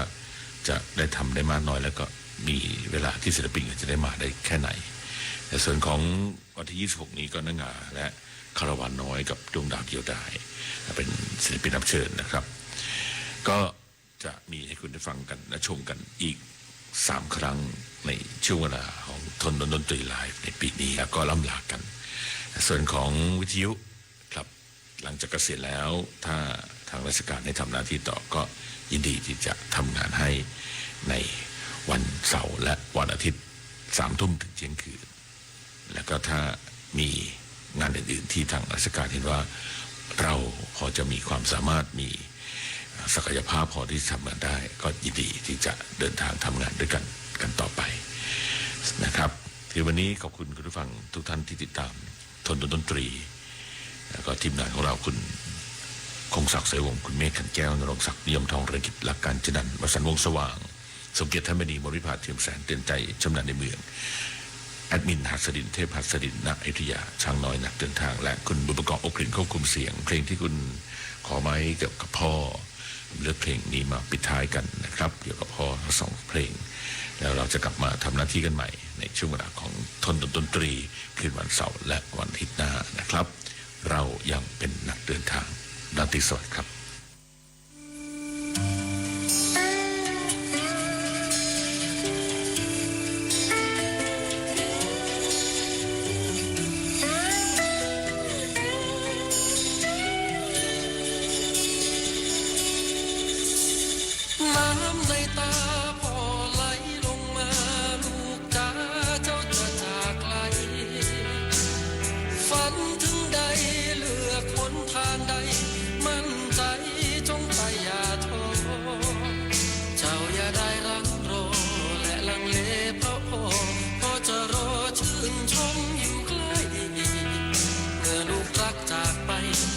จะมาเข้าใจหัวอกใดจะโศกจะเศร้าเท่าพ่อจ้าพ่อตั้งตารอจดหมายมาลูกจ้าจะคำยันเช้าอย่าเขาเกินไปไม่ว่าเป็นเช่นไรพ่อรักอภัยเสมอเรื่องใดที่เจอเจ้าจึงได้เพลิดเพลินไม่ติดต่อ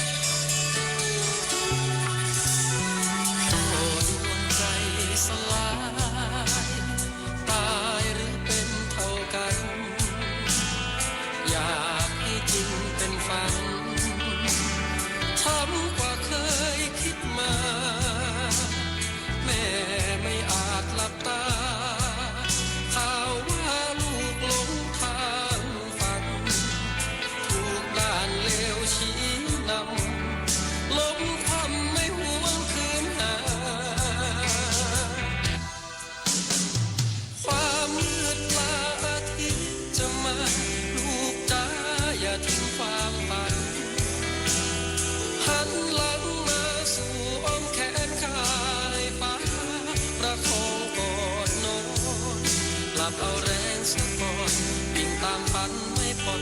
พอเจอยืนข้างเคียงใกล้ๆมีความรักมากมายที่แม่พ่อจะให้เจ้าเก็บไว้